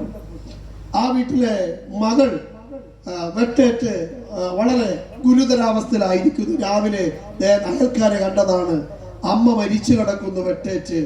അവിടുത്തെ മകൾ ഗുരുതരമായി വെട്ടേറ്റിരിക്കുന്നു. പത്രവാർത്തയിൽ വന്നതാണ്. നാട്ടുകാർ എഴുന്നേറ്റു അറിഞ്ഞു. പോലീസ് വന്നു. ഇൻക്വസ്റ്റ് തയ്യാറാക്കി. മകളോട് കാര്യങ്ങൾ സംസാരിച്ചപ്പോൾ ഇതാണ് സംഭവിച്ചത്: അവർക്കൊരു മകനുണ്ട്, താൻ ഡ്രഗ്സിന് അടിമയാണ്. എന്നും പണം കൊടുക്കണം. ഈ ദരിദ്രയായ മാതാവിന് കൊടുക്കാൻ പണമില്ല. പലവട്ടം ചോദിക്കും, കൊടുക്കാത്തപ്പോൾ ഭയങ്കരമായി ഉപദ്രവിക്കും. അവിടെ പേപ്പർ എഴുതിയിരിക്കുന്നത് ഇങ്ങനെയാണ്: അതിന്റെ തലേ ദിവസവും ഈ മാതാവിനെ അടിച്ച് ഈ മാതാവ് പോലീസ് സ്റ്റേഷനിൽ ചെന്ന് പരാതി കൊടുത്തു. പോലീസുകാരെ വീട്ടിൽ വന്ന് തർജ്ജനം ചെയ്തിട്ട് പോയി. അതിന്റെ പിറ്റേ ദിവസം ഈ മാതാവിനോട് പണം കൊടുക്കാത്തത് കൊണ്ട് സ്വന്തം നൊന്ത് പ്രസവിച്ച അതേ മകൻ വീട്ടിലെ വെട്ടുകത്തിയെടുത്ത് സ്വന്തം മാതാവിനെ വെട്ടിക്കൊന്നു. തടയാൻ ചെന്ന പെങ്ങളെ വളരെ ഗുരുതരമായി മുറിവേൽപ്പിച്ചു. എന്നിട്ട് സംഭവിച്ചെന്താണെന്നറിയാമോ? അമ്മയുടെ അവിടെ ഒന്നുമില്ല, പണവും ഒന്നുമില്ല. അമ്മയുടെ ഒരു പഴയ മൊബൈൽ ഫോൺ ഉണ്ട്. ആ മൊബൈൽ ഫോൺ എടുത്തുകൊണ്ട് മകൻ പുറത്തുപോയി അടുത്തുള്ള പെട്ടിക്കടയിൽ 2000 രൂപയ്ക്ക് ആ മൊബൈൽ വിറ്റു. 2000 രൂപ കൊണ്ട് ഡ്രഗ്സ് മേടിക്കാൻ പോയി. പാപം കേവലം 2000 രൂപയ്ക്ക് വേണ്ടി സ്വന്തം മാതാവിനെ വെട്ടിക്കൊല്ലുവാൻ സ്വന്തം മകനെ തള്ളിവിട്ടത് എന്താണ്? അവന്റെ ശരീരത്തിൽ വാഴുന്ന പാപം. നിങ്ങൾ പറയും, ഒരുപക്ഷെ ഞങ്ങൾ അങ്ങനെ ഒരു പാപം ചെയ്തിട്ടില്ല എന്ന്. തിരിഞ്ഞു നോക്ക്. രക്ഷപ്പെടണം, കരകയറണം. എനിക്കൊരു മോചനം വേണം. ഈ സാഹചര്യത്തിൽ നിന്ന്, ഈ അവസ്ഥയിൽ നിന്ന്, ഈ അനുഭവത്തിൽ നിന്ന് മോചനം വേണമെന്ന് ആഗ്രഹിക്കുന്ന ആരെങ്കിലും എന്നെ കേൾക്കുന്നുണ്ടെങ്കിൽ, ഞാനിവിടെ ഉയർത്തുന്ന ക്രൂശിക്കപ്പെട്ടവനായ ക്രിസ്തുവിന്റെ അടുക്കിലേക്ക് വാ. ഞാൻ നേരത്തെ പറഞ്ഞ ആദ്യം ആരാണെന്ന് യേശു ചോദിക്കില്ല. നിന്റെ കളർ അവൻ ചോദിക്കില്ല, നിന്റെ ജാതി അവൻ ചോദിക്കില്ല, നിന്റെ സാമ്പത്തിക അവസ്ഥ ചോദിക്കില്ല. നീ നിറകണ്ണുകളോടെ വന്നാൽ നിന്റെ പാപം അവൻ സ്വീകരിക്കും. നിന്റെ പാപം അവങ്കിലേക്ക് വന്ന് ആ പാപഭാരവുമായി ക്രൂശിങ്കിലേക്ക് ചെല്ലുന്നെങ്കിൽ ദൈവത്തിന്റെ നീതി നമ്മിലേക്ക് പകരുകയാണ്. ഈ നീതി നമ്മിലേക്ക് പകർന്നാൽ പിന്നെ അവരൊരു ധൈര്യമുണ്ട്. അവരെ സ്വർഗം വിളിക്കും നീതിമാൻ എന്നാണ്. അതാണ് ദൈവമക്കളുടെ പ്രത്യേകത. അവര് ദരിദ്രരായിരിക്കാം, ചെറിയ കൊച്ചു കൂരയിൽ കുടിലുകളിൽ പാർക്കുന്നവരായിരിക്കാം, ലോകത്തിൽ പലരോട് തുല്യം ചെയ്യുവാൻ വിദ്യാഭ്യാസമോ വലിയ വീടോ വലിയ കാറോ ഇല്ലായിരിക്കാം. പക്ഷെ അവർക്കൊരു നിശ്ചയമുണ്ട്. ഞാൻ ആരാണ്? ഞാൻ ദൈവത്തിന്റെ സ്ഥലം നീതിമാനാണ്, ഞാൻ വിശുദ്ധയാണ്, ഞാൻ വിശുദ്ധനാണ്. അതുകൊണ്ട് തന്നെ അവർക്ക് പിശാചിനെ പേടിയില്ല, അവർക്ക് ലോകത്തെ പേടിയില്ല. ഇന്നലകളിലെ അവരെ വേട്ടയാടുന്ന ചിന്തകൾ, പാപത്തിന്റെ സ്വപ്നങ്ങൾ അവരെ വേട്ടയാടാറില്ല, അവരെ നിരാശപ്പെടുത്താറില്ല. അവർ പിശാചിന് വെല്ലുവിളിക്കും, സദൈര്യം നിൽക്കും. അവർക്കറിയാം ഞാൻ ദൈവത്തിന്റെ പൈതലാണ്, ഞാൻ നീതിമാനാണ്. കാരണം എന്നെ നീതീകരിച്ച ദൈവമാണ്. ഇന്നലെ വരെ ക്രൂശിന്റെ അടുക്കൽ വരും വരെ എന്റെ നെറ്റിയിലുണ്ടായിരുന്ന പേര് പാപി എന്നായിരുന്നു. എന്നാൽ ക്രൂശിങ്കിലേക്ക് ചെന്നപ്പോൾ ആ പാപി എന്ന മേലെടുത്ത് സ്വർഗം വലിച്ചു കീറി. എന്റെ പാപം യേശുവിലേക്ക് കൊടുത്തു. യേശുവിന്റെ നീതി എങ്കിലേക്ക് പകർന്ന് സ്വർഗം വിളിച്ചു പറഞ്ഞു, ഇതാ നീതിമാൻ. ദൈവം തന്റെ പുറമേൽ മുൻകഴിഞ്ഞ പാപങ്ങളെ ശിക്ഷിക്കാതെ വിടേണ്ടത് അവൻ തന്റെ പുത്രനെ പരസ്യമായി നിർത്തിയിരിക്കുകയാണ്. ക്രൂശിൽ അവന്റെ അടുക്കലേക്ക് വരുന്നവരെ സ്വർഗം വിളിച്ചു പറയും നീതിമാൻ. ഞാനിത് പറയുമ്പോൾ ഇങ്ങനെ ഒരു ചെറിയ കാര്യം പറയാറുണ്ട്. ഒരു മനുഷ്യനെ, ഒരുപക്ഷെ അവൻ കൊലപാതകി ആയിരിക്കാം, ആ കൊലപാതക കുറ്റത്തിന് പോലീസ് അറസ്റ്റ് ചെയ്തു. വാസ്തവത്തിൽ കൊലപാതകിയാണ്. ആ കൊലപാതകി ആയ മനുഷ്യനെ കോടതിയിൽ കൊണ്ടുപോയി.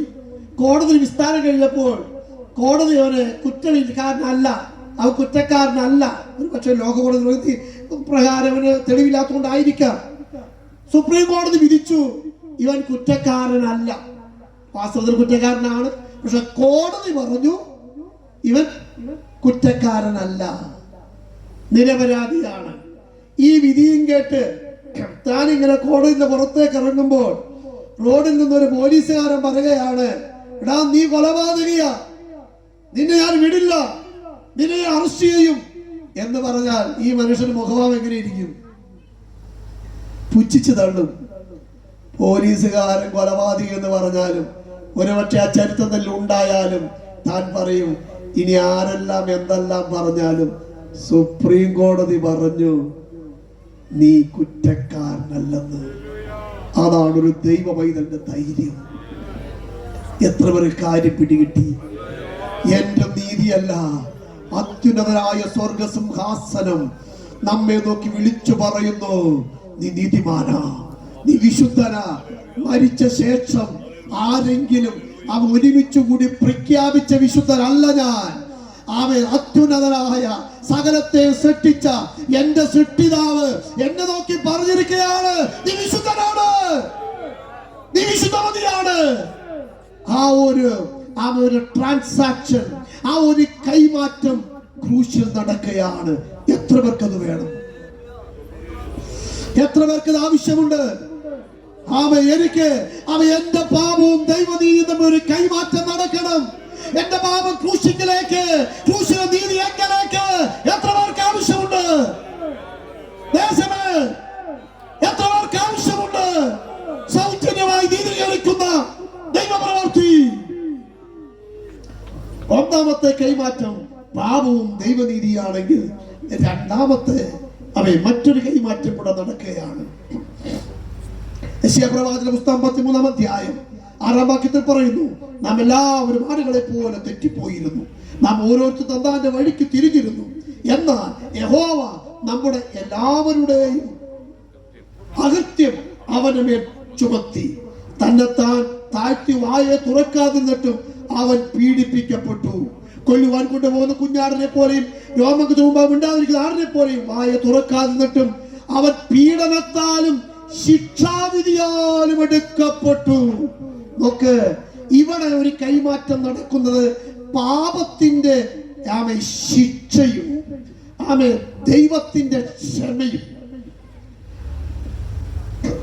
വാസ്തവത്തിൽ ഞാൻ നേരത്തെ പറഞ്ഞു, ക്രൂശിൽ ഒന്നാമത് എന്റെ പാപം അങ്ങോട്ട് പോയി, ദൈവനീതി ഇങ്ങോട്ട് വന്നു. അത് സത്യമാണ്. പക്ഷേ നീതിമാനായ ദൈവത്തിന് മുമ്പിൽ ചെയ്തു പോയ പാപത്തിന് ശിക്ഷ വേണ്ടേ? ദൈവം നീതിമാനല്ലേ? ഇന്നത്തെ ജുഡീഷ്യറി, ഞാൻ ജുഡീഷ്യറി വിമർശിക്കുകയല്ല, എന്നാൽ പലതും കൊണ്ടും കണ്ടും കേട്ടും പല ജുഡീഷ്യറിയുടെ പ്രസ്താവനകൾ, വിധികൾ അന്യായമായി തോന്നാറുണ്ട്. അങ്ങനെയുള്ളൊരു വിധിയാണോ ഇവിടെ നടക്കുന്നത്? സകലവും അറിയുന്ന അത്യുന്നതനായ അഗ്നിജ്വാലക്കത്തുള്ള കണ്ണുള്ള അത്യുന്നതനായ ദൈവത്തിന് മുമ്പിൽ വല്ലതും മറച്ചു വെക്കാൻ പറ്റുമോ? തെറ്റ് ചെയ്തവന് ശിക്ഷ കൊടുക്കണമെന്നുള്ളത് പ്രകൃതിയുടെ വ്യവസ്ഥയല്ലേ? അങ്ങനെയെങ്കിൽ നീതിമാനായ ദൈവത്തിന് മുമ്പിൽ പാപിയായ മനുഷ്യ, നീ ശിക്ഷിക്കപ്പെടണ്ടേ? ആരുമാകട്ടെ, നീ എന്ത് പ്രാർത്ഥിക്കുന്നവരായിക്കൊള്ളട്ടെ, ഏത് പള്ളിയിൽ പോകുന്നവരായിക്കൊള്ളട്ടെ, എത്ര നേർച്ചാഴ്ച കൊടുക്കുന്നവരാകട്ടെ, പള്ളിയോ പോളകളോ അല്ലെങ്കിൽ ഹോളുകളോ എന്തു നടത്തുന്നവരായിക്കൊള്ളട്ടെ, ചെയ്തു പോയ പാപത്തിന് ശിക്ഷ വേണ്ടേ? ദൈവിക ശിക്ഷയ്ക്ക് നീ യോഗ്യനായാൽ ശിക്ഷിക്കാൻ പറ്റുമോ? എന്താണ് പാപത്തിന് ശിക്ഷ? പാപത്തിന് ശിക്ഷ എന്താണ്? പരിശുദ്ധ വചനം പറയുന്നു, പാപത്തിന് ശമ്പളം മരണമത്രേ. എന്താണ് മരണം? വെളിപ്പാട് പുസ്തകം പറയുന്നു, അവൻ കെടാത്ത തീയും ചാകാത്ത പുഴമുള്ള അവൻ തീപ്പൊയ്യ. ഇത് രണ്ടാം മരണം. ഓ, പാപത്തിന് ശിക്ഷ എന്താണ്? നരകമാണ്. എന്റെ പ്രിയരെ, ഇന്ന് ചിലരെയും ചിന്തിക്കും, ഒരു ഉപദേശി കായം കൊടുത്തു വന്ന് ഞങ്ങളെ പറഞ്ഞു പേടിപ്പിക്കുകയാണെന്ന്. സ്നേഹിത, പേടിപ്പിക്കുകയല്ല, സത്യമാ. മനുഷ്യന്റെ ആയുസ് ഈ ഭൂമിയിൽ തീർന്നാലും മനുഷ്യൻ ഇല്ലാതാകുന്നില്ല. മരണത്തിന് അനന്തരമായി മനുഷ്യനൊരു ജീവിതമുണ്ട്. ഒന്നെങ്കിൽ നിത്യജീവൻ ദൈവത്തോടുകൂടെ, അതിന് സ്വർഗം എന്ന് പറയാം, അല്ലെങ്കിൽ നിത്യ നരകം പിശാചിനും അവന്റെ ദൂതന്മാർക്ക് ഒരുക്കിയിരിക്കുന്ന യാതനാസ്ഥലം, ദണ്ഡന സ്ഥലം, കെടാത്ത തീയുള്ള സ്ഥലം, ചാകാത്ത പുഴുവുള്ള സ്ഥലം. അതിന്റെ ഒരു ചെറിയ അവസ്ഥയിലേക്ക് ഒരു മനുഷ്യൻ വീണ ചരിത്രം ലൂക്കോസ് സുവിശേഷം പറയുന്നുണ്ട്. ധനവാൻ അവൻ നരകത്തിന്റെ ഒരു മുൻകൂറായുള്ള റിമാൻഡിങ് സ്ഥലം എന്ന് പറയാം. ആ യാതനാ സ്ഥലത്ത് വീണപ്പോൾ തന്നെ ആ ധനവാൻ വിളിച്ചു പറയുകയാണ്, അയ്യോ, ഞാനിവിടെ ദണ്ഡനം അനുഭവിക്കുന്നു, യാതന അനുഭവിക്കുന്നു. ആ ലാസറിന്റെ വിരൽ തുമ്പിൽ ഒരു തുള്ളി വെള്ളമെങ്കിലും എന്റെ നാവിൽ വേണം. സ്നേഹിത, പാപത്തിന്റെ ശമ്പളം മരണമാണ്. നീ പാപം ചെയ്താൽ നീ പോകേണ്ടത് പാപത്തിന്റെ അപ്പനായ പിശാചിന്റെ സ്ഥലമായ നരകത്തിലേക്കാണ്. അത് ഏത് മനുഷ്യനായാലും, തിരുമേനിയായാലും, ഐമേനിയായാലും, പുരോഹിതനായാലും, സാധാരണക്കാരനായാലും, ഉപദേശിയായാലും, പ്രസംഗിയായാലും, പാസ്റ്ററായാലും, വിശ്വാസിയായാലും, പാപത്തിന്റെ ശമ്പളം, പാപത്തിന്റെ ശിക്ഷ മരണമാണ്. പാപം ചെയ്യുന്ന മനുഷ്യ, ദൈവം നീതിമാനാ, പാപത്തിന് ശിക്ഷ കൊടുത്തേ തീരൂ. പാപത്തിന്റെ മുമ്പിൽ ദൈവത്തിന് കരുണ കാണിക്കാൻ പറ്റില്ല. ശിക്ഷയ്ക്ക് മുമ്പിൽ ന്യായാസനത്തിലിരിക്കുന്ന ഒരു ജഡ്ജി നീതിമാനാണെങ്കിൽ, നീതി അവന്റെ ഹൃദയത്തിലുണ്ടെങ്കിൽ, തന്റെ എത്ര വലിയ സ്നേഹിതനായാലും സ്വന്തം മകനായാൽ പോലും തെറ്റ് ചെയ്താൽ അവരെ ശിക്ഷിക്കണം. അങ്ങനെയെങ്കിൽ നീതിമാനായ ദൈവത്തിന് മുമ്പിൽ പാപിയായിരുന്ന മനുഷ്യ, പാപം ചെയ്യുന്ന മനുഷ്യ, ആ പാപത്തിന്റെ ശിക്ഷയിൽ നിന്ന് നിനക്ക് ഒഴിഞ്ഞു മാറാൻ പറ്റുമോ?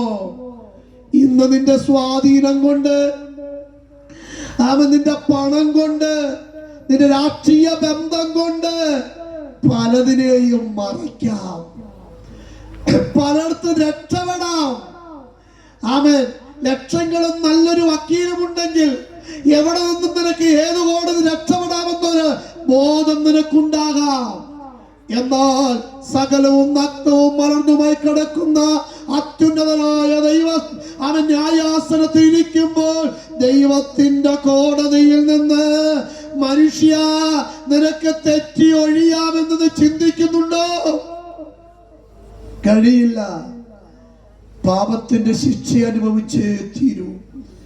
ആ ഘോരമായ നിത്യ ന്യായവിധിയിൽ നിന്ന് അവൻ തെറ്റി ഒഴിയുവാൻ എന്താണ് മാർഗം? തിരുവഴുത്തിങ്ങനെ പറയുന്നല്ലോ, ഒരിക്കൽ മരണവും പിന്നെ ന്യായവിധിയും ദൈവം മനുഷ്യന് നിയമിച്ചിരിക്കുന്നു. സ്നേഹിത, ഇത് ദൈവത്തിന്റെ നിയമനമാണ്. പാപം ചെയ്തവന് ശിക്ഷയുണ്ട്. എന്നാൽ ഇന്ന് രാത്രി ഈ മീറ്റിംഗ്, ഈ കൺവെൻഷൻ ഇവിടെ ക്രമീകരിച്ചിരിക്കുന്നത് ഈ ന്യായവിധി ഉണ്ട് എന്ന് പറഞ്ഞു പോകാനല്ല. ഒരു സത്വർത്തമാനം ഈ മേനംകുളം ദേശത്തോട് വിളിച്ചു പറയാന്. എന്റെ പ്രിയ സ്നേഹിതരെ, എന്റെ പ്രിയ നാട്ടുകാരെ, ഇവിടെ കൂടി വന്ന എന്റെ പ്രിയപ്പെട്ടവരെ, ന്യായവിധി രക്ഷപ്പെടുവാൻ ഒരു മാർഗമുണ്ട്. നരകം തെറ്റിയൊഴിയുവാൻ മാർഗമുണ്ട്. പിശാചിന്റെ അവകാശമായ പിശാചിന്റെ പാപത്തിന്റെ ശിക്ഷയായ നരകത്തിൽ രക്ഷപ്പെടുവാൻ ഒരു മാർഗമുണ്ട്.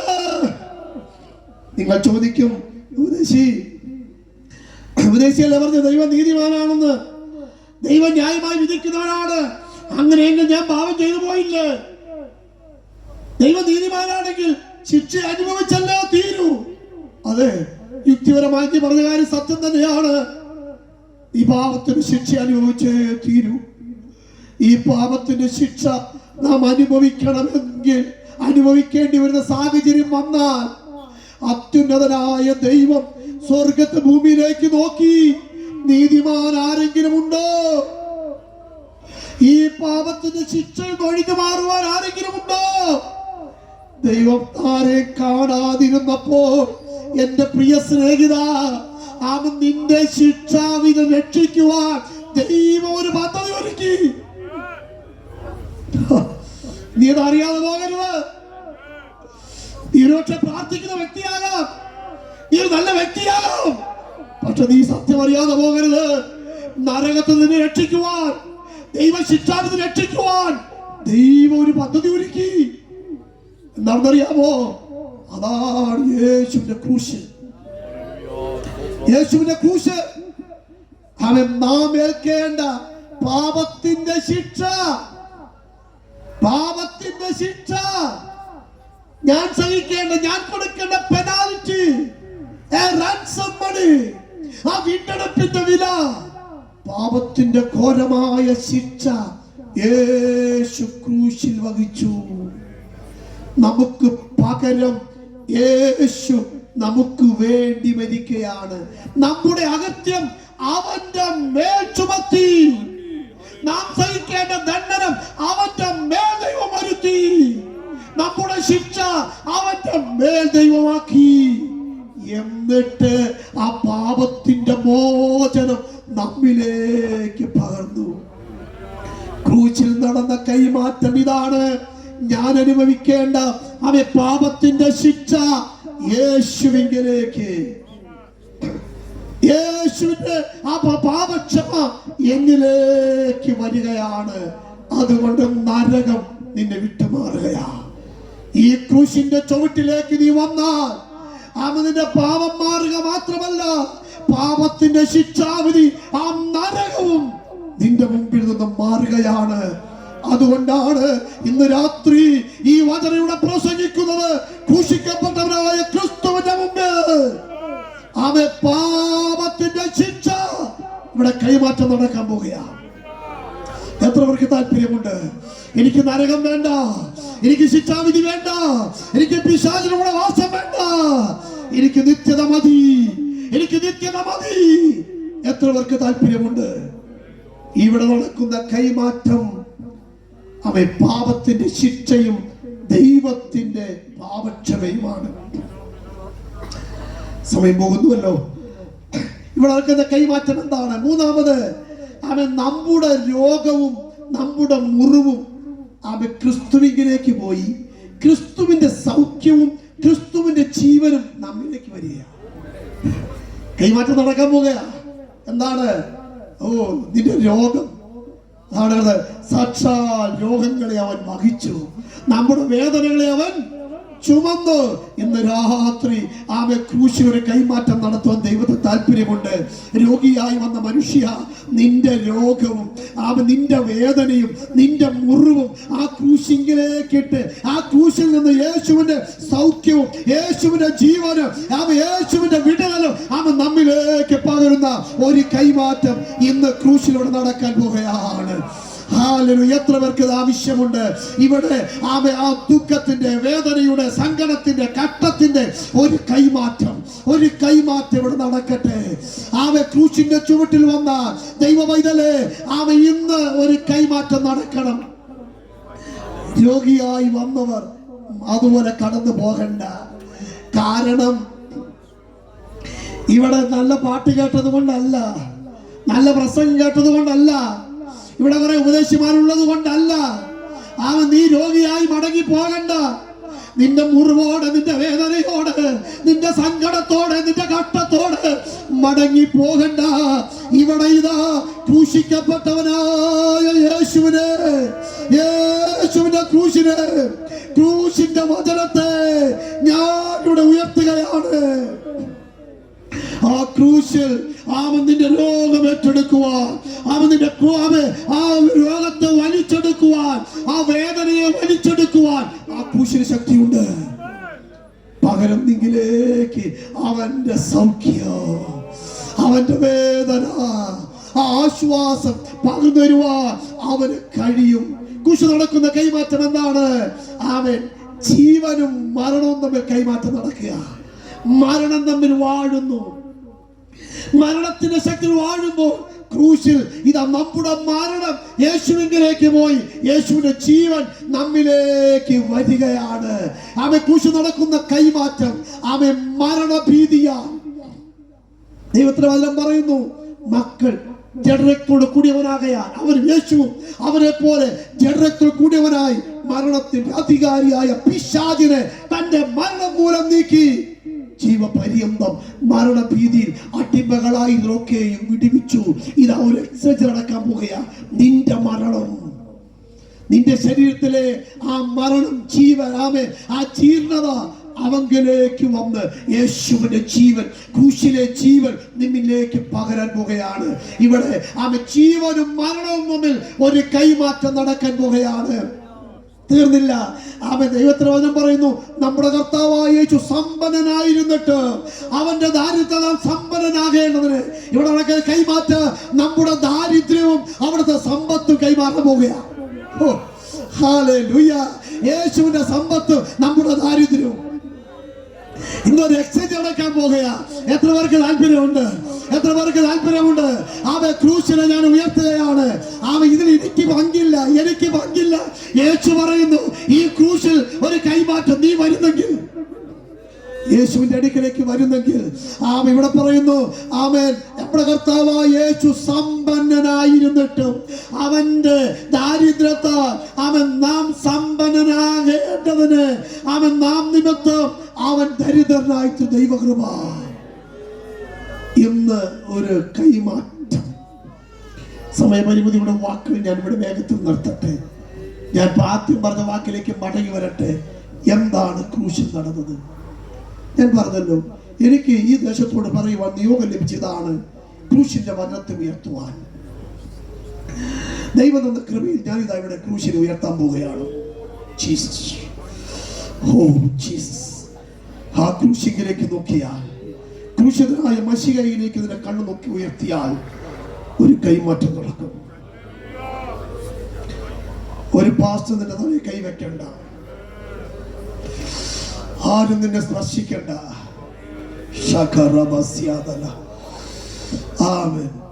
അവങ്കിലേക്ക് നോക്കിയാൽ ആ ക്രൂശിന്റെ ചുവട്ടിലേക്ക് വന്നു കഴിഞ്ഞാൽ നിന്റെ പാപവും നീതിയും തമ്മിൽ കൈമാറ്റം നടക്കാൻ പോകുകയാ. പാപവും നീതിയും തമ്മിൽ കൈമാറുന്നു. എന്റെ പാപം ക്രൂശിങ്കലേക്ക്, യേശുവിന്റെ നീതി എങ്കിലേക്ക്. രണ്ടാമത് പാപത്തിന്റെ ശിക്ഷയും പാപത്തിന്റെ മോചനം, പാപക്ഷമയും ഞാൻ അനുഭവിക്കേണ്ട ശിക്ഷ ക്രിസ്തുവിലേക്ക് പോകാൻ പോകുകയാ. പാപമോചനം എങ്കിലേക്ക് വരാൻ പോകുകയാ. ക്രൂശിൽ എന്റെ രോഗം, എന്റെ മുറിവ്, എന്റെ സങ്കടം, എന്റെ കഷ്ടം, എന്റെ അപമാനം ക്രൂശിങ്കലേക്ക് പോയി അവിടുത്തെ സൗഖ്യം എന്നിലേക്ക് വരാൻ പോകുകയാണ്. കൈമാറ്റം നടക്കട്ടെ. എന്റെ മരണം യേശുവിലേക്ക് പോയി യേശുവിന്റെ ജീവൻ എങ്കിലേക്ക് വരാൻ പോകുകയാണ്. എന്റെ ദാരിദ്ര്യം യേശുവിന്റെ ക്രൂശിലേക്ക് പോയി ക്രൂശിന്റെ സമ്പത്ത് എങ്കിലേക്ക് വരാൻ പോകുകയാണ്. എന്റെ ശാപം, മരത്തിന്മേൽ തൂങ്ങുന്നവരെ ശപിക്കപ്പെട്ടവരെന്ന് വചനം പറയുമ്പോൾ എന്റെ ശാപത്തെ വിരിക്കണമെന്നുണ്ട്. ആ ശാപം ക്രൂശിങ്കിലേക്ക് പോയി ക്രൂശിലെ അനുഗ്രഹം എങ്കിലേക്ക് വരാൻ പോകുകയാണ്. ക്രൂശിക്കപ്പെട്ട ക്രിസ്തു ക്രൂശിൽ ഈ കൈമാറ്റം നടക്കുകയാണ്. ഇന്ന് രാത്രി ഇങ്ങനെ ഒരു എക്സ്ചേഞ്ച് നടക്കണമെന്ന് എത്ര പേർക്ക് താല്പര്യമുണ്ട്? ഇന്ന് ഈ പന്തലിന്റെ കീഴെ വന്നിരിക്കുന്ന പ്രിയപ്പെട്ടവരെ, ക്രൂശിക്കപ്പെട്ടവനായ ക്രിസ്തുവിന്റെ അടുക്കലേക്ക് കടന്നു വന്നാൽ ഇന്ന് ആ കൈമാറ്റം ഇവിടെ നടക്കും.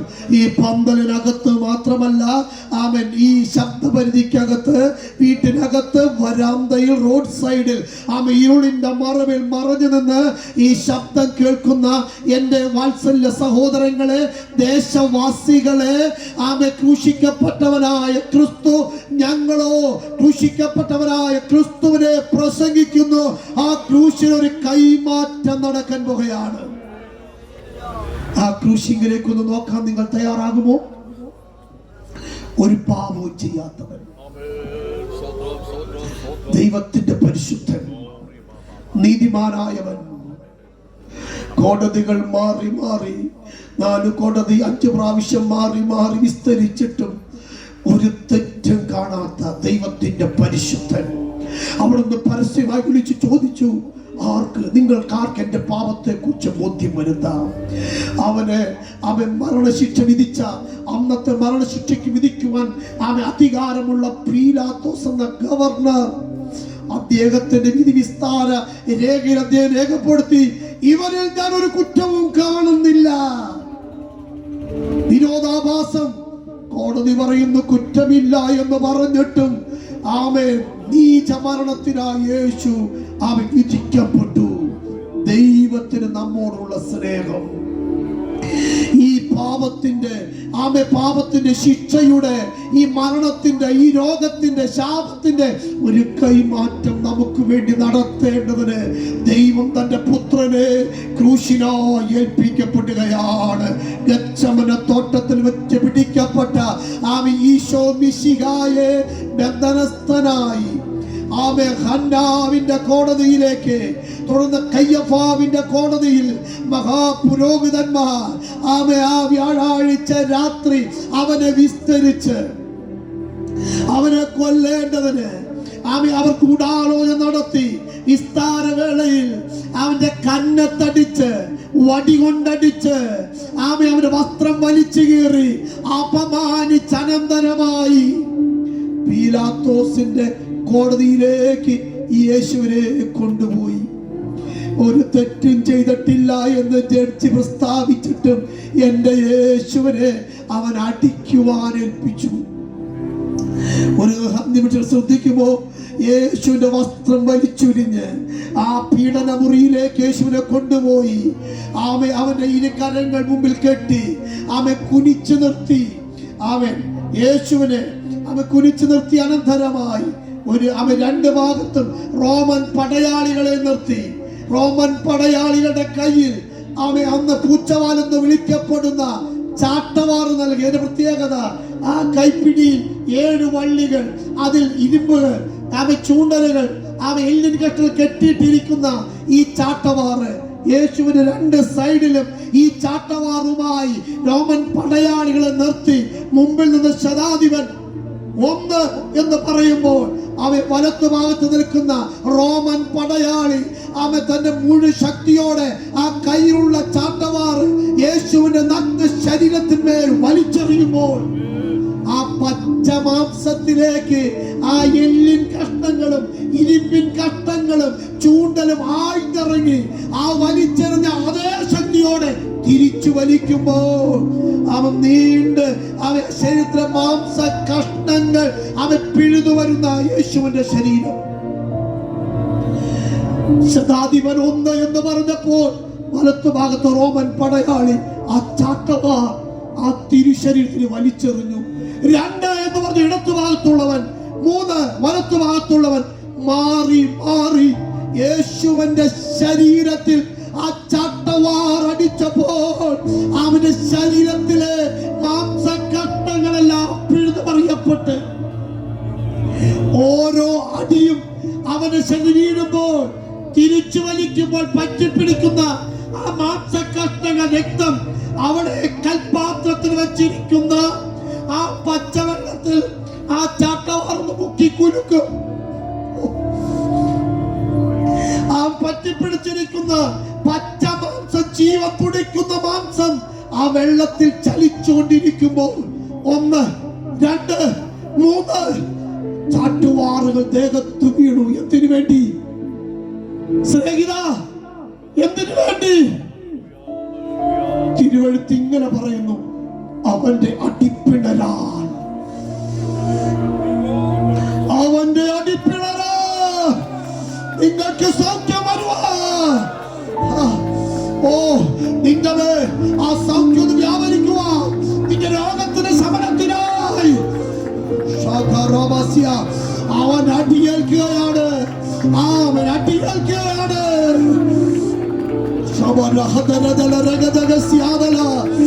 അവന്റെ തലയിൽ കൂത്തുമൂർത്ത മുള്ളുകൊണ്ടാക്കി മുൾക്കിരീട അവന്റെ തലയിൽ വെച്ചു.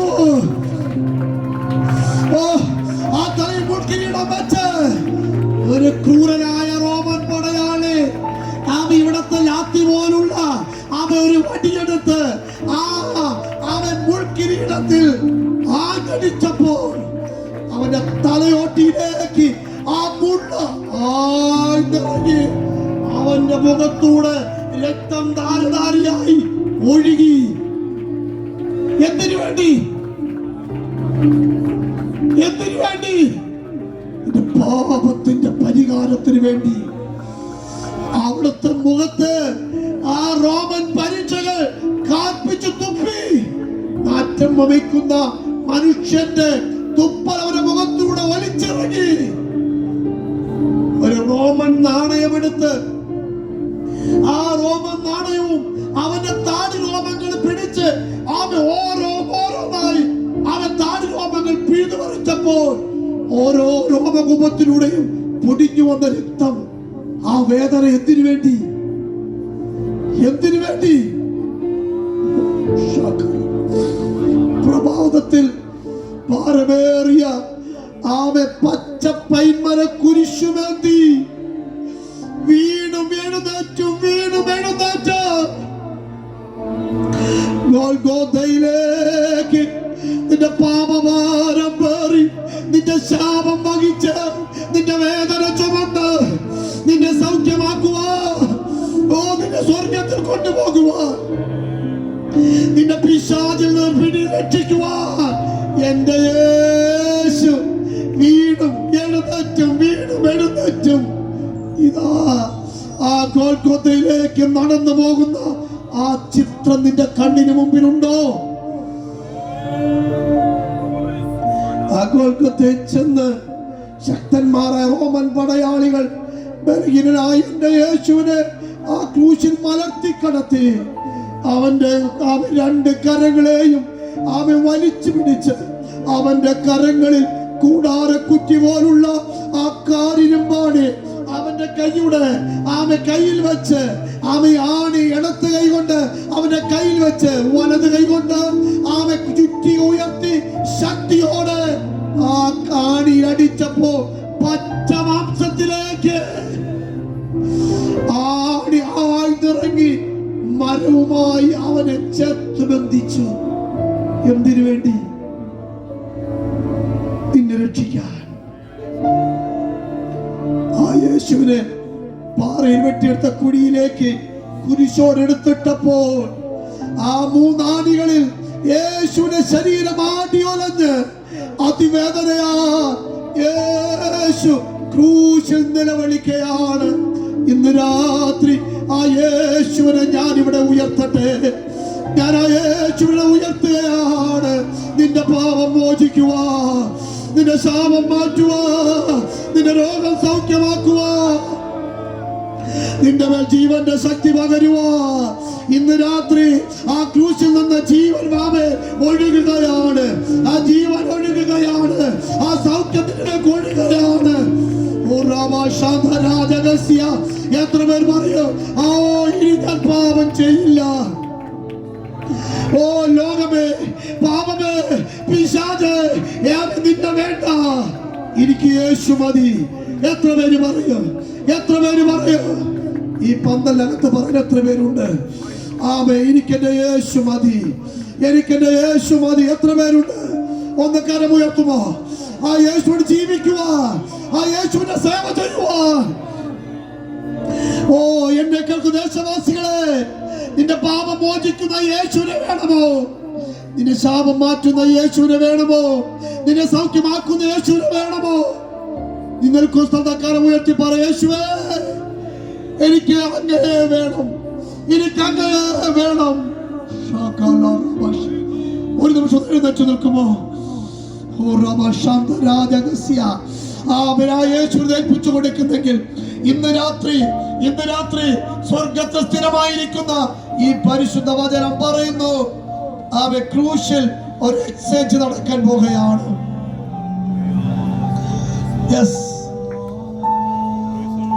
എനിക്കൊരു വിടുതൽ വേണം, എന്റെ പാപങ്ങൾ മോചിക്കപ്പെടണം, എനിക്കൊരു സൗഖ്യം വേണം, എന്റെ രോഗം ഇന്ന് സൗഖ്യമാകണം. എത്ര പേർക്ക് താല്പര്യമുണ്ട്?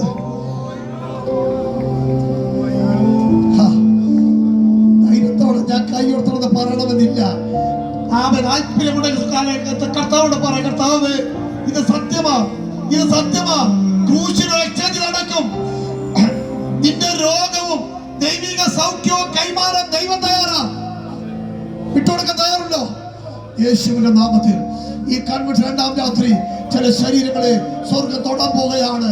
ആ ക്രൂശിന്റെ ശക്തി, ആ ക്രൂശിന്റെ ശക്തി വ്യാപരിക്കട്ടെ, ക്രൂശിന്റെ ശക്തി വ്യാപരിക്കട്ടെ. ചില ശരീരങ്ങളെ ദൈവശക്തി ഇറങ്ങട്ടെ. ആമേൻ. അനേക ബോധത്വമാണെങ്കിൽ ഇത് ഞങ്ങൾക്ക് ദൈവശക്തിയാ, ഇത് ദൈവശക്തിയാ, ദൈവശക്തിയാണ്. ഓ, പാപം മോചിക്കുന്ന ദൈവശക്തി, രോഗം മാറ്റുന്ന ദൈവശക്തി, ശാപം മാറ്റുന്ന ദൈവശക്തി, ഉണക്കുന്ന ദൈവശക്തി, വഴിക്കുന്ന ദൈവശക്തി, പിശാചിന്റെ കെട്ടുകളെ പൊട്ടിക്കുന്ന അവൻ ദൈവത്തിന്റെ ശക്തി, ആ ശക്തി വ്യാപരിക്കാൻ പോകുകയാണ്. ഓ, ദൈവത്തെ സ്തുതിച്ചു തുടങ്ങുമോ?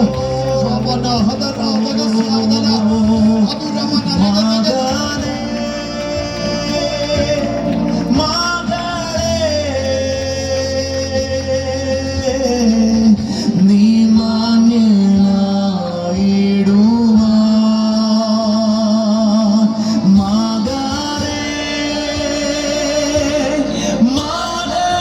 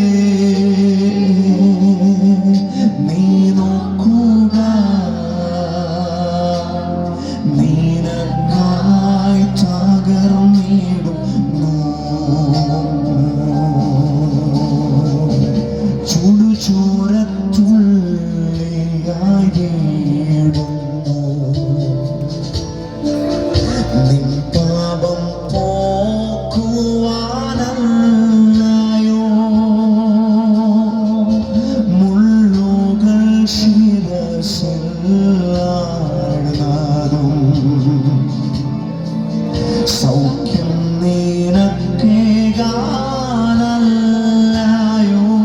ചെന്ന് പറയാമോ? ചുടുചോര തുള്ളിയായി വീഴുന്നു. നിൻ പാപം പോക്കുവാൻ, നിൻ പാപം പോക്കുവാനല്ലയോ.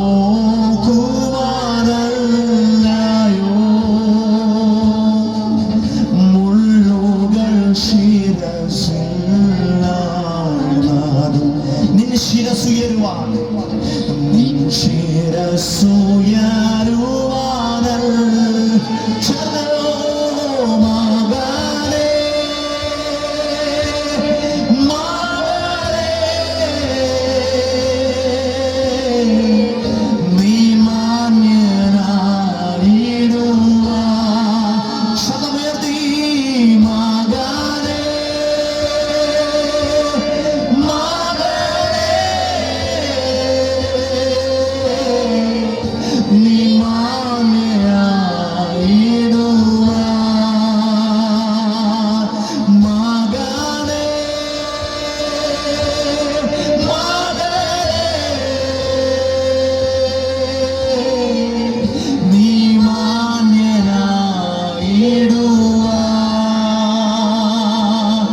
മകനേ, മകനേ, നീ മാന്യനായിടുവാൻ.